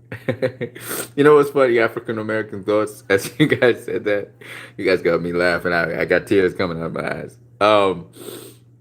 The thing about Anthony Yard was when his trainer said, "Oh my God, Ajayi said, empty the tank."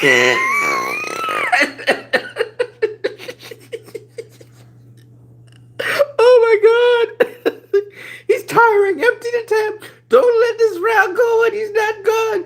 Don't come back here. He's not that down. Don't make him make it through this round. Empty the tank. Oh my God, that was funny. Oh gosh. Afro American Thought says, I pick Yard to win and I don't regret it. He only lost because of stamina. Empty the tank. Hey man, Ajayi's a hell of a trainer though. I don't care what nobody says. He a hell of a trainer and Yard should stick with him. In my opinion, they do need to make some adjustments though. Boxing Monster says Yard is about to try out for Man U, Manchester United, and play football. He's not a boxer. Oh wow, man, you guys are hard on the dude. Tangible Boxing says Anthony Yard makes such basic mistakes in the ring and only gets away with it because of his athleticism. I saw Kovalov. I saw the Kovalov fight a mile away. Okay. Boxing Monster says only casuals and fanboys think Yard will be champion. So what are you saying about Kovalov? Is he a fanboy? Or is he casual? Because he said, a man, you will be champion. That's what Kovalov said. He said he will be champion. I would think that Kovalov would know something about being a champion. Oh man. Oh, you guys is hilarious. Intangible Boxing says Bitter BF massacres Yard Ray Robinson Valentine's Day style. What he did to Jake LaMotta, huh? Man, he really. I thought Jake LaMotta's dentures fell out his mouth. It was his mouth guard. Damn, what a knockout that was. Boxing Monster. AB beats Yard. No catch weight.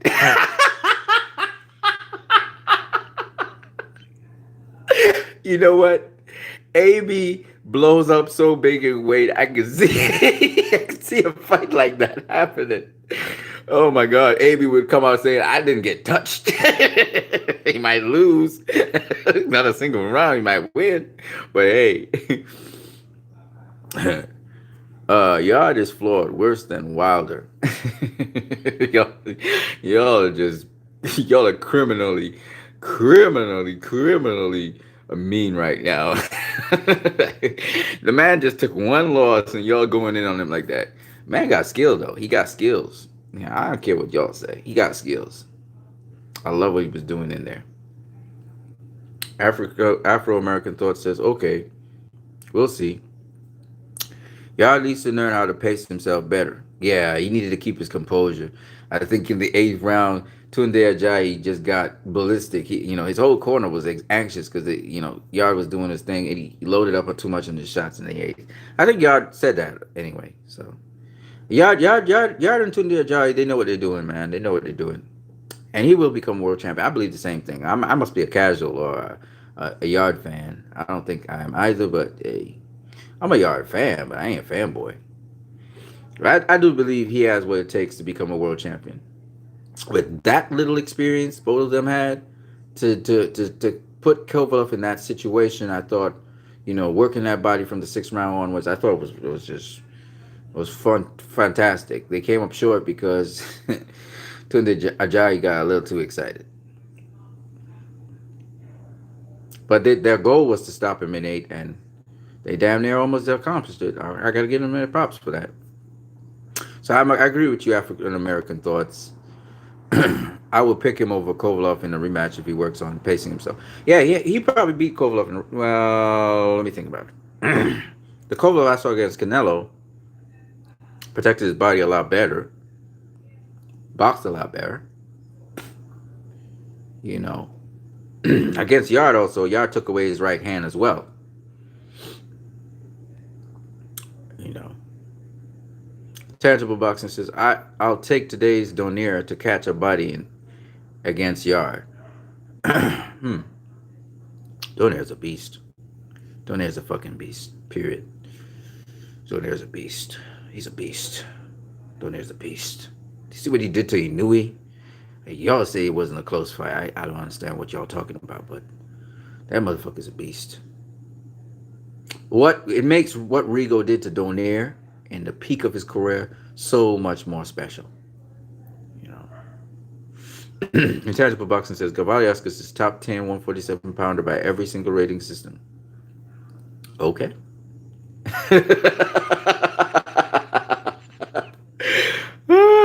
That's all I'm gonna say to that. I'm not even gonna address it.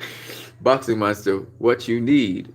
Rating on Crawford, hating on Crawford every time he gets a chance. Come on, man. Come on, man. Come on, man. What's obvious don't need to be said, man. Crawford ain't faced nobody at 147. That's the point. You're not hating on Crawford. I just talked about Crawford versus Canelo, and I was saying that's a very good fight. If I was hating on Crawford, I'd say, oh, Canelo just does his ass. That'd be a dishonest one, too. Crawford's a special fighter. It's just what it is. I mean, I'm just saying that the competition he's facing at welterweight is not. It's subpar. Very subpar. He knows that. We all know that. And he's trying to make something happen. So give him a chance. Tangible Boxing said, Boxing Monster is more courageous than any boxer I've heard of. Aneurysm on camera.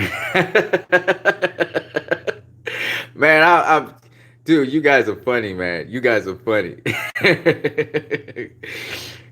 He's having a laughing attack. Yeah, like the Joker, man. you guys saw Joker the movie? Oh, damn. I'm having fun, man. You guys are making this fun. Tangible Boxer says Tunde Ajayi should have been fired. Could have gotten Yard killed. Yeah, man.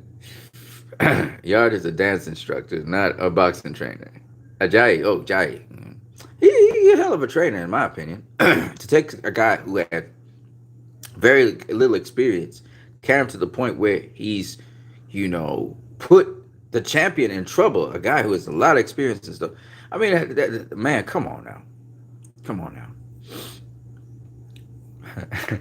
Tangible Boxing says Ajayi is an assistant high school track coach. You guys are brutal. Tangible Boxing said, what you need sounding like HKHS and Jalik at the same time. I don't even know who those guys are. I don't know who they are. But what I can tell you is I'm just trying to be as honest as possible about these things. Coming from a boxing perspective always. And I don't know how else to put it, man. But some of this stuff is hilarious. I'm not gonna lie. Usually, I mean, I don't know what else to say. Boxing fans are fun. They're fun people. They're sarcastic, but they're funny. HKHS, he knows his sport. I just got somebody just linked me up with a guy from Michigan side. I forgot what the name of the channel is, but I subscribe to it. I like how the guy breaks down certain things that he talks about in fights. I like that. I would prefer not to be seeing a guy break down something. I prefer to see the thing being broken down in front of me. I prefer not to be talking to you guys, but actually showing you what I meant. But You know, it is what it is. It is what it is. Hey, talking about that intangible, I'm gonna talk about the lineal championships and you know, because you said that Sugar Ray Robinson faced beat. Did you say he beat or he faced 19 lineal champions? Because this is what really happened. From what I see and what I know, he actually faced 19 lineal champions. He didn't beat all of them, right? But here's the thing. Lineal championship is a really tricky thing. Um, and because when a lineal champion vacates his title for whatever reason, he's died, he retires, whatever, determining who the next lineal champion is still somewhat ambiguous. But what I go with is the Transnational Boxing Board's assessment, which is the way how a new lineal champion can be born is when the number one and the number two guys in the division face each other. And that's how you get lineal championship. So when you watch the Transnational Board, because and pound for pound is interesting as well, but that's another story for another. But lineal championship, because throughout history, like I was trying to explain to you guys, and I was actually reading about it just a minute ago, it said the same thing I was saying. In almost every division, you don't really have a what do you call it? A continuity in lineal championships, because at certain points in time, the guy who was the man of the division, because that's what it is, the man who beat the man of the division would leave the division without losing as champion. And so as a result of that, you'd have to replace him. So there's not a complete agreement on that, but talking about he faced 19 lineal champions is exceptionally interesting. The point is, you remember we're dealing with different times. So to become a lineal champion these days is very hard, and there's very few lineal champions. So when you're talking about him facing 19 lineal champions, that sounds great, except for a number of different points. One of the guys that he beat, Marty Servo, who later became lineal champion, vacated his title so he wouldn't face Sugar Ray Robinson. You know what I'm saying?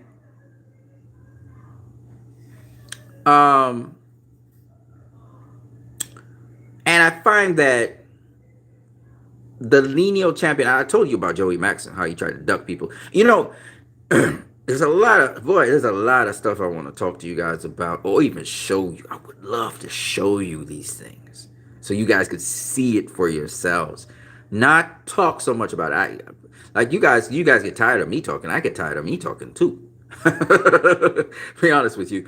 It's so much easier to show you something, because once you show, then you won't be thinking of me. You won't be thinking, you see the subject matter right in front of your face. And then you can't dispute it, and either you could be illogical about it afterwards, but this is the same thing I've been saying, but it's also, you go on, you read up on lineal champions, you'll see what I'm talking about, right? So the thing about the lineal champion is supposed to be about the man of the division, just like how undisputed is supposed to be about the man of the division. I think I've done a video on this a while back. That was the purpose behind it. One champion, right? That's why everybody wants undisputed. And lineal was supposed to denote this is the true champion of the division. It might be other champions in the division, but this is the true champion. All right, but the problem with lineal is this. We've seen it with Adonis Stevenson, who beat Chad Dawson, who became a lineal champion. He was supposed to be the man of the division, but the man of the division was Sergey Kovalev. Right? In the case of Joey Maxson, as I said before, and Archie Moore, Joey Maxson was supposed to be the man of the division, but he was ducking Archie Moore. Why? Because he didn't think he could beat him. He was the lineal champion. but was he the best fighter in the division? So the lineal champion does not necessarily denote the best fighter in the division. And undisputed also doesn't denote the best fighter in the division, even though that's what it was supposed to be.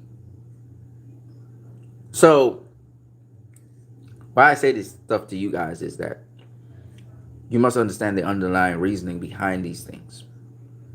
Now back to what you guys are saying, because a lot of people use stats and stuff, but they don't have the understanding behind it. He faced 19 lineal champions. Sugar Ray Robinson. Fucking crazy. Insane. But let me give you something better than that. He faced 25, that's Roy Jones Jr. He faced 24 top tier fighters in his division. I'm talking about he faced them while they were, still in their sharpness and prime. That's what I'm talking about. While they were really good. They weren't lineal champions. Some of them weren't even champions. And he faced them. Let me tell you one of those guys you need to always keep on your list. He wasn't a champion. Well, there are a couple of them, but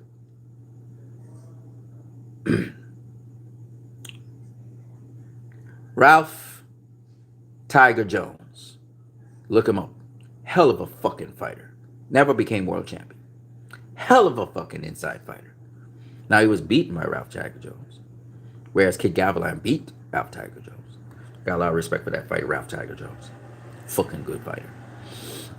But the point is, he faced that dude. Has a difficult fucking style to face. Y'all thought Emil Griffith was difficult. Ralph Tiger Jones was difficult. And he was very aggressive.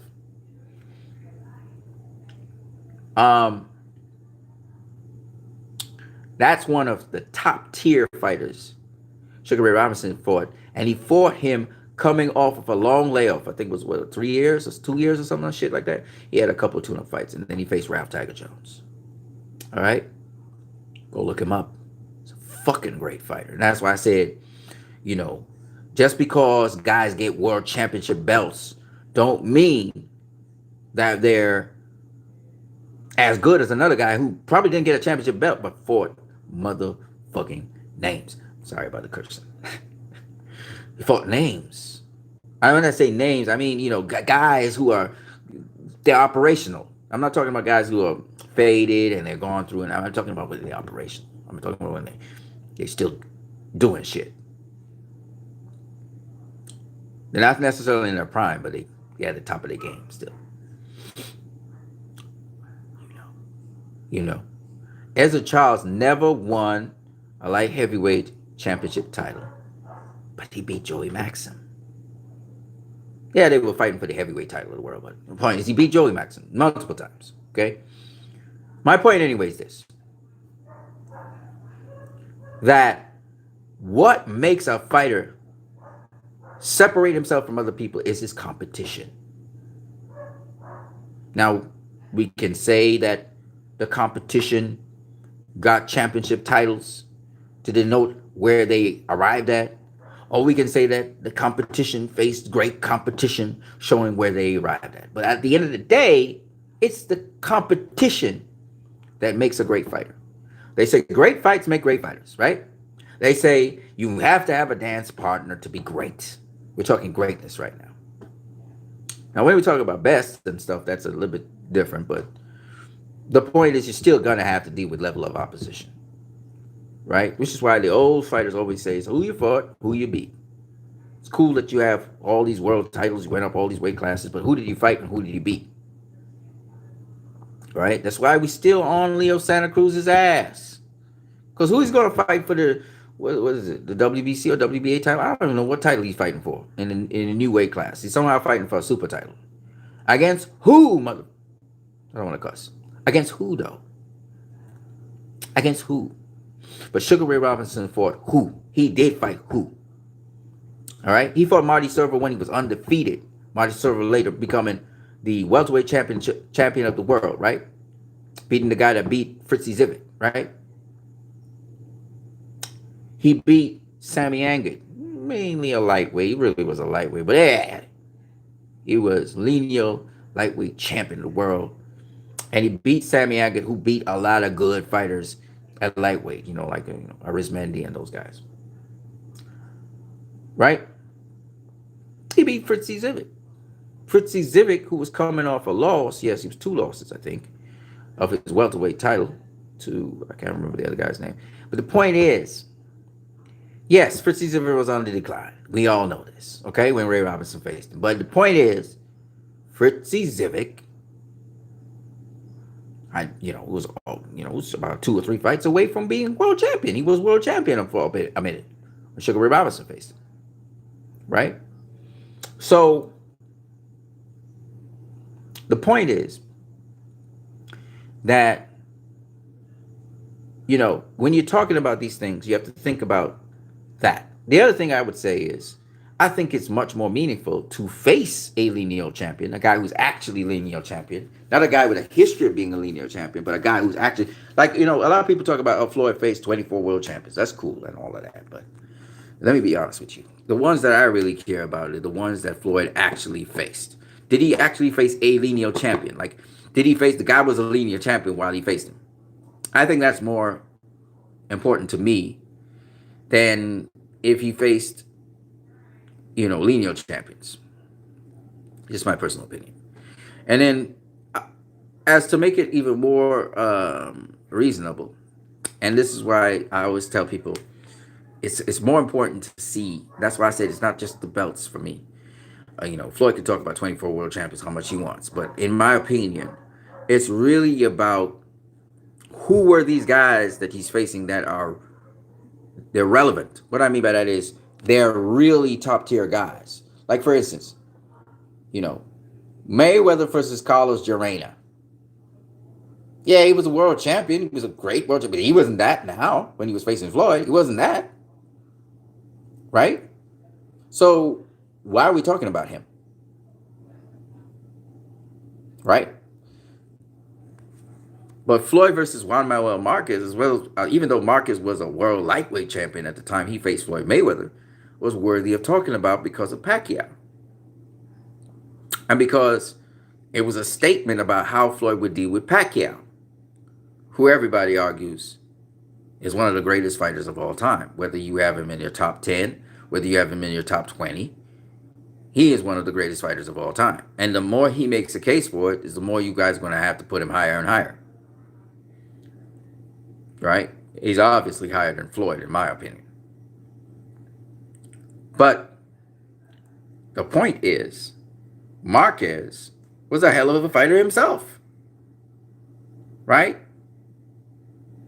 So that to me means more than talking about Carlos Jarena, who, guy's newly formed world champion. He's facing Carlos Jarena. Who gives a fuck about that? But Jesus Chavez, who wasn't even world champion when he faced Floyd, to me was a much more formidable opponent and much more better competition. Somebody worth mentioning, even though I don't mention him, a guy worth mentioning than Carlos Jarena, who was a world champion. And so this is why I say level of competition. Because what Jesus Chavez went on to do, just like what Marty Servo went on to do, right? What even, what's the kid's name? Marty Servo and I forgot the other guy's name. There's another guy who went on to become world champion. That would be the Cuban kid. The Cuban kid. Right? Kid Gavilan. There you go. Kid Gavilan went on to become welterweight champion of the world, right? After being beaten by Sugar Ray Robinson. And my point, he was beaten twice anyway, but after, right? The point is that, to me, even if you faced a guy that wasn't world champion, then he later went on to do great things, to me, that stands for something. Now, Get the Smoke would tell me, well, Anson, the guy wasn't world champion at the time. He wasn't a Hall of Famer at the time. No. It's important to understand that the guy that the person beat became a Hall of Famer after, showing the kind of caliber of opposition the person faced. Maybe the person didn't have the experience at the time. But it goes on Sugar Ray Robinson's record that Marty Servo became welterweight champion of the world and then ducked him. Didn't want no smoke. He was like, and you know what's the funny thing? When he faced Marty Silver the second time, yeah, when he faced him the second time, Marty Silver put on a hell of a fight. It was a split decision win for Sugar Ray Robinson. But Marty Silver didn't want no piece of Sugar Ray Robinson. They're gonna say he had nose problems and all that. I don't give a damn what they say. He didn't want to face Sugar Ray Robinson. That's why he vacated. Because he faced Jack LaMotta after. Jake LaMotta after. So I don't want to hear that shit.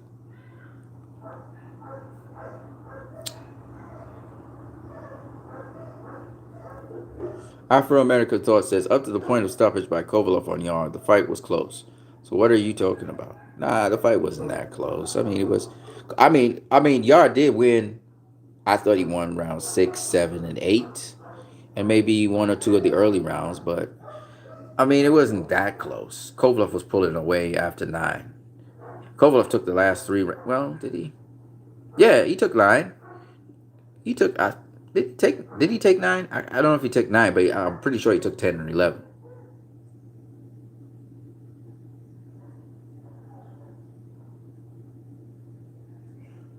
Boxing Monster says he knows his sport is the worst YouTuber. He made 100 videos of how Spence was going to bulldoze Porter. He started 100 days prior to the fight. One every day. Wow. Sugar Ray Robinson faced 15 world titleists in the era where there was only one body. No, there was 2 bodies, my friend. There was the NBA, and then there was the New York State Athletic Commission. There were 2 sanctioning bodies, and then there was a third sanctioning body called the California State Athletic Commission as well. It wasn't world recognized, and then there was another one in Canada. But we don't really talk about those other 2. The major 2 were the NYSAC and the NBA. Tangible Boxing says Mayweather faced 10 lineal champions. Okay. He did have half the number of fights, so does it make a difference? Boxing Monster says Canelo has faced 20 world champions or former champions. This is true. How many has Wilder faced? I don't know. That's a good question. I can't tell you. Again, like you guys keep on talking about champions and champions. I get why you guys are talking about champions. It shows a kind of caliber of opposition. But I always like to look at caliber of opposition based on the resume of guys and their skill sets and a number of different things. So notable guys, because there's always, if you're going to compare different eras, if you're going to talk about the best of the era and stuff like that, you're going to have to find a uniform way to do it, because some of the guys who were really good fighters, like say for instance Jose Basora, was a hell of a fighter that Sugar Ray Robinson faced. Hell of a fighter, Cuban fighter as well. Holly Mims. What's the guy's name? George. He only faced George once. The guy I'm thinking about. Fucking good fighter. You guys just gotta go check out the guys. Just go check out the guys' resumes. Just go check out the guys' fights. You'll see what I'm talking about. Some fights, the crowd booed the decision. See, y'all thought Floyd Mayweather versus Jose Luis Castillo and Floyd Mayweather versus Marcus Maidana were controversial fights. Sugar Ray Robinson had the same thing going on. Same thing. Hell of a fighter. But history repeats itself. And if you really pay attention, Sugar Ray Robinson won those fights. But same kind of reaction. A lot of the crowd didn't like Sugar Ray Robinson, and all kinds of shit was going on. Y'all just don't understand. History repeats itself. Floyd's, in some respects, get treated somewhat like how Sugar Ray Robinson was treated in his time. Some people liked him. The thing about it is, some people like Sugar Ray Robinson, some people hated Sugar Ray Robinson. The people who now show love to him today, the oldies that is, that love Sugar Ray Robinson, they get to shape history because it's so far away from the present time. And if I'm telling you something that's not true, let me know. I'm lying. You know what I'm saying? The further you move away from the point of what actually happened, is the less you're going to get the true situation of what happened. Right? That's the truth.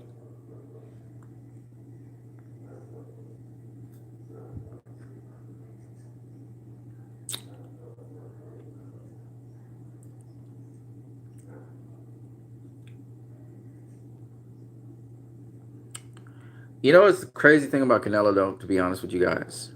Because I don't care that he faced 20 world champions, even though that's great. It looks like he's going to surpass not only Floyd, but a lot of people in boxing. But the point is, this guy is only 29 years of age. Oh man, it's 7 o'clock. I got to go and get something to eat, folks. He's only 29 years of age. I wish I could, this, it's just, it's mind boggling what this kid has done already, you know.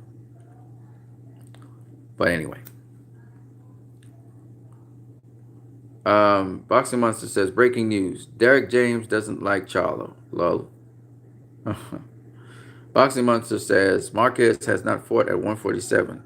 Oh, he had not fought at 147, and Floyd didn't even make weight.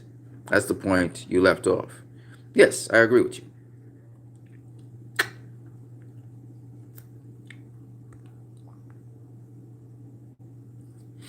Boxing Monster says, so if Yard goes off and becomes a unified champion and beats everyone, that makes Kovalev that much better, according to your way of thinking? Absolutely. Of course. That is absolutely true. His stock will go up. And like I said before, a lot of you guys just don't get it. You guys down fighters because they get a loss or they seem to be vulnerable in certain areas. Kovalev's a hell of a fighter, and I know that now, without a doubt. He has some tweaking to do and some strength and conditioning work to do, but you've got to give this man props, man. Listen, this man agreed to terms that are just difficult. You're coming off a back-to-back tough fight. You're going into another tough fight. You're going to a tough fight knowing you're vulnerable to the body. You're going into that tough fight knowing you have weight restrictions and that you're having difficulty making weight and that you can't overtrain. All that shit that guy had to overcome while he was boxing Canelo. And he boxed beautiful. I can't ask more from Kovalev. He did the very best he could. And he got stopped, but he has nothing to be ashamed of. Not one damn thing. Because he just needs to keep training with Buddy McGirt, and he's going to even be better. I fancy his chances against Bivol. But against Beterbiev, no, not at this point in time. He would still need to have a little bit more work, but 2-3 fights down the road, I fancy his chances if he stays in the game against Beterbiev. You know, because he's got that boxing IQ. He does. You know.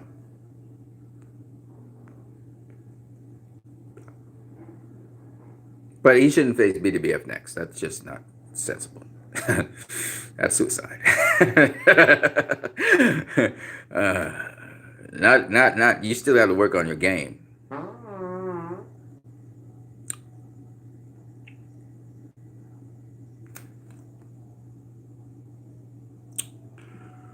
Intangible Boxing says, oh, I wasn't paying attention. What was the debate? Mansa says, Marquez and Floyd renegotiated the fight for a different weight. Yes, I know. Yeah, Floyd paid a fee and just went in. Yeah. Kind of like what Danny Jacobs did with Canelo. He just, fuck it, I'll pay the fee and just go in there. Boxing Monster says, I down fighters when they suck. I don't care about W and L.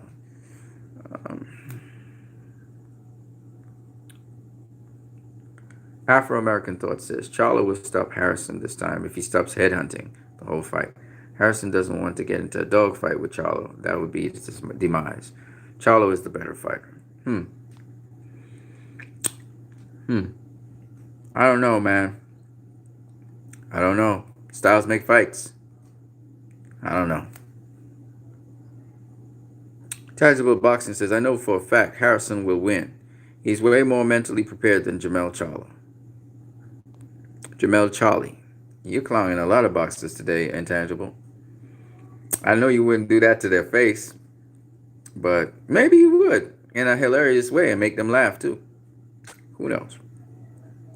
You're funny though.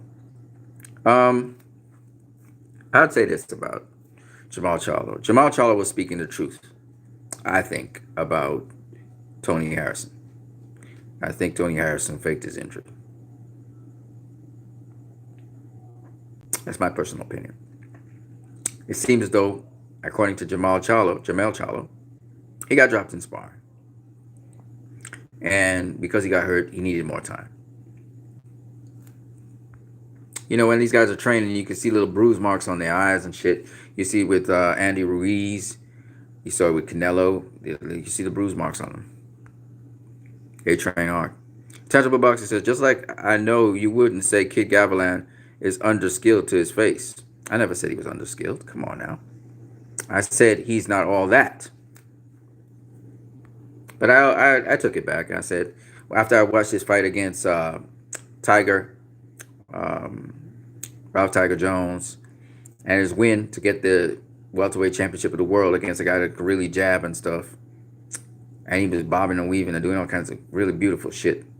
I said, you know what, this guy got skills, man. I still don't think he's as good as Kid Chocolate, but that's my personal opinion. Boxing Monster, African American Thoughts is a casual alert. Come on, man. African American Thoughts is laughing. Okay. These guys are funny, man. They're funny. They got some jokes, though. They're keeping it interesting. Hey, where is Mike Alvarado TB? I haven't seen that dude in a while. Anyway, guys, I gotta go. I'm so sorry I gotta go. We'll talk a little bit about Linear Championship and stuff in the next stream. I'll try and do another one tonight. I'll try to call some fights too, man. But, man, I'm tired of you guys seeing my face, but I know I have to still kind of do these videos. I'm hoping to be able to put out videos that will really get your excitement for boxing going like that, you know. Boxing Monster is the funniest guy on boxing YouTube. I think he's funnier than Mike Alvarado TV. And Mike Alvarado is TV. You ain't that far away yourself. You got a funny bone in you, bro. Y'all guys are hilarious. You guys are funny. Yeah. Man. I'm going to catch you guys later, man. It's good to have you guys here. Thank you for the likes. Thank you for the subscriptions as well. Channel really wants to do. We want to do so many things with the channel, but it's just, it's one of those things where it's not that easy to just get things put in order the way you want them to. You have to troubleshoot and try and find the right things and so on. But I'll still see what happens. My screen right now is cracked, so I have to go and replace the screen. Peter Pan, go watch Barbershop crying about the press passes. Intangible says, I already did. I'm going to do it again. Barbershop conversations. Oh, yes. Fred, man. He grinding hard. He's grinding hard. Me, I don't care. I mean, they're saying that PBC is going to have its own belt and all that, and that's interesting as well. What you need, you know we can hear you. Breaking wind, lol. I didn't break any wind this time, my friend. It's relieving to break wind, though. I'll tell you that. You guys are just so silly. I'll catch you guys later. I'm going to peace out here because it's 7 something and I got to go get something to eat. I got to go to the store, get something to eat. But for those of you who are new to this channel or seeing this channel for the first time, what you need, you can go through my playlist. I've got a playlist called Floyd Mayweather TBE. I like to say that and get some of these guys' juices going. But definitely I think he's the best I've seen in all of the stuff that I've seen so far. And I think boxing as a sport has evolved. There's a lot of things that are just different now with boxing. But it's one thing to talk it, and it's another thing to show people what I'm talking about. And so what I'm going to try and do is show people as soon as I can get my editing software going and get something to rip the videos that I want to rip from different sites and places. We'll put together some stuff. We'll put together some stuff for you guys. You guys will see some stuff, man. It's unfortunate that I can't really show you what I mean, because showing is the best way to do things, not talking, to be honest with you. Because a lot of people always question what I say, and they always say, who you think you are? Who the fuck do you think you are? So I get that all the time. And so what we will try and do is show you guys, and then it's up to you if you want to believe it or not. But usually what your eyes tell you is the truth. It's up to you if you want to hold fast to that, or you want to form your own ideology, your own conceived theory of what it is. And that's okay too. I'll catch you guys later. I am what you need. You're watching my channel. My real name is Anson Phillip. I also have another channel. It's called Christ I Am Disciple, but you have to type in Greg Monk Pics and you'll get the channel. And then in that channel, I do a lot of discussion on movies. I did the recent discussion on the Joker movie, which I went to see, which is actually a little bit funnier than I thought it would have been. And that's strange because I don't generally appreciate humor, but that movie was humorous for me. Also, in addition, I also do Christian, I talk Christian music and stuff there, and Christian stuff, period. I think the next video I'll do is called Pruning. Should be good. Until then, you guys have a good one. I'm going to catch you guys later. I am what you need. Peace.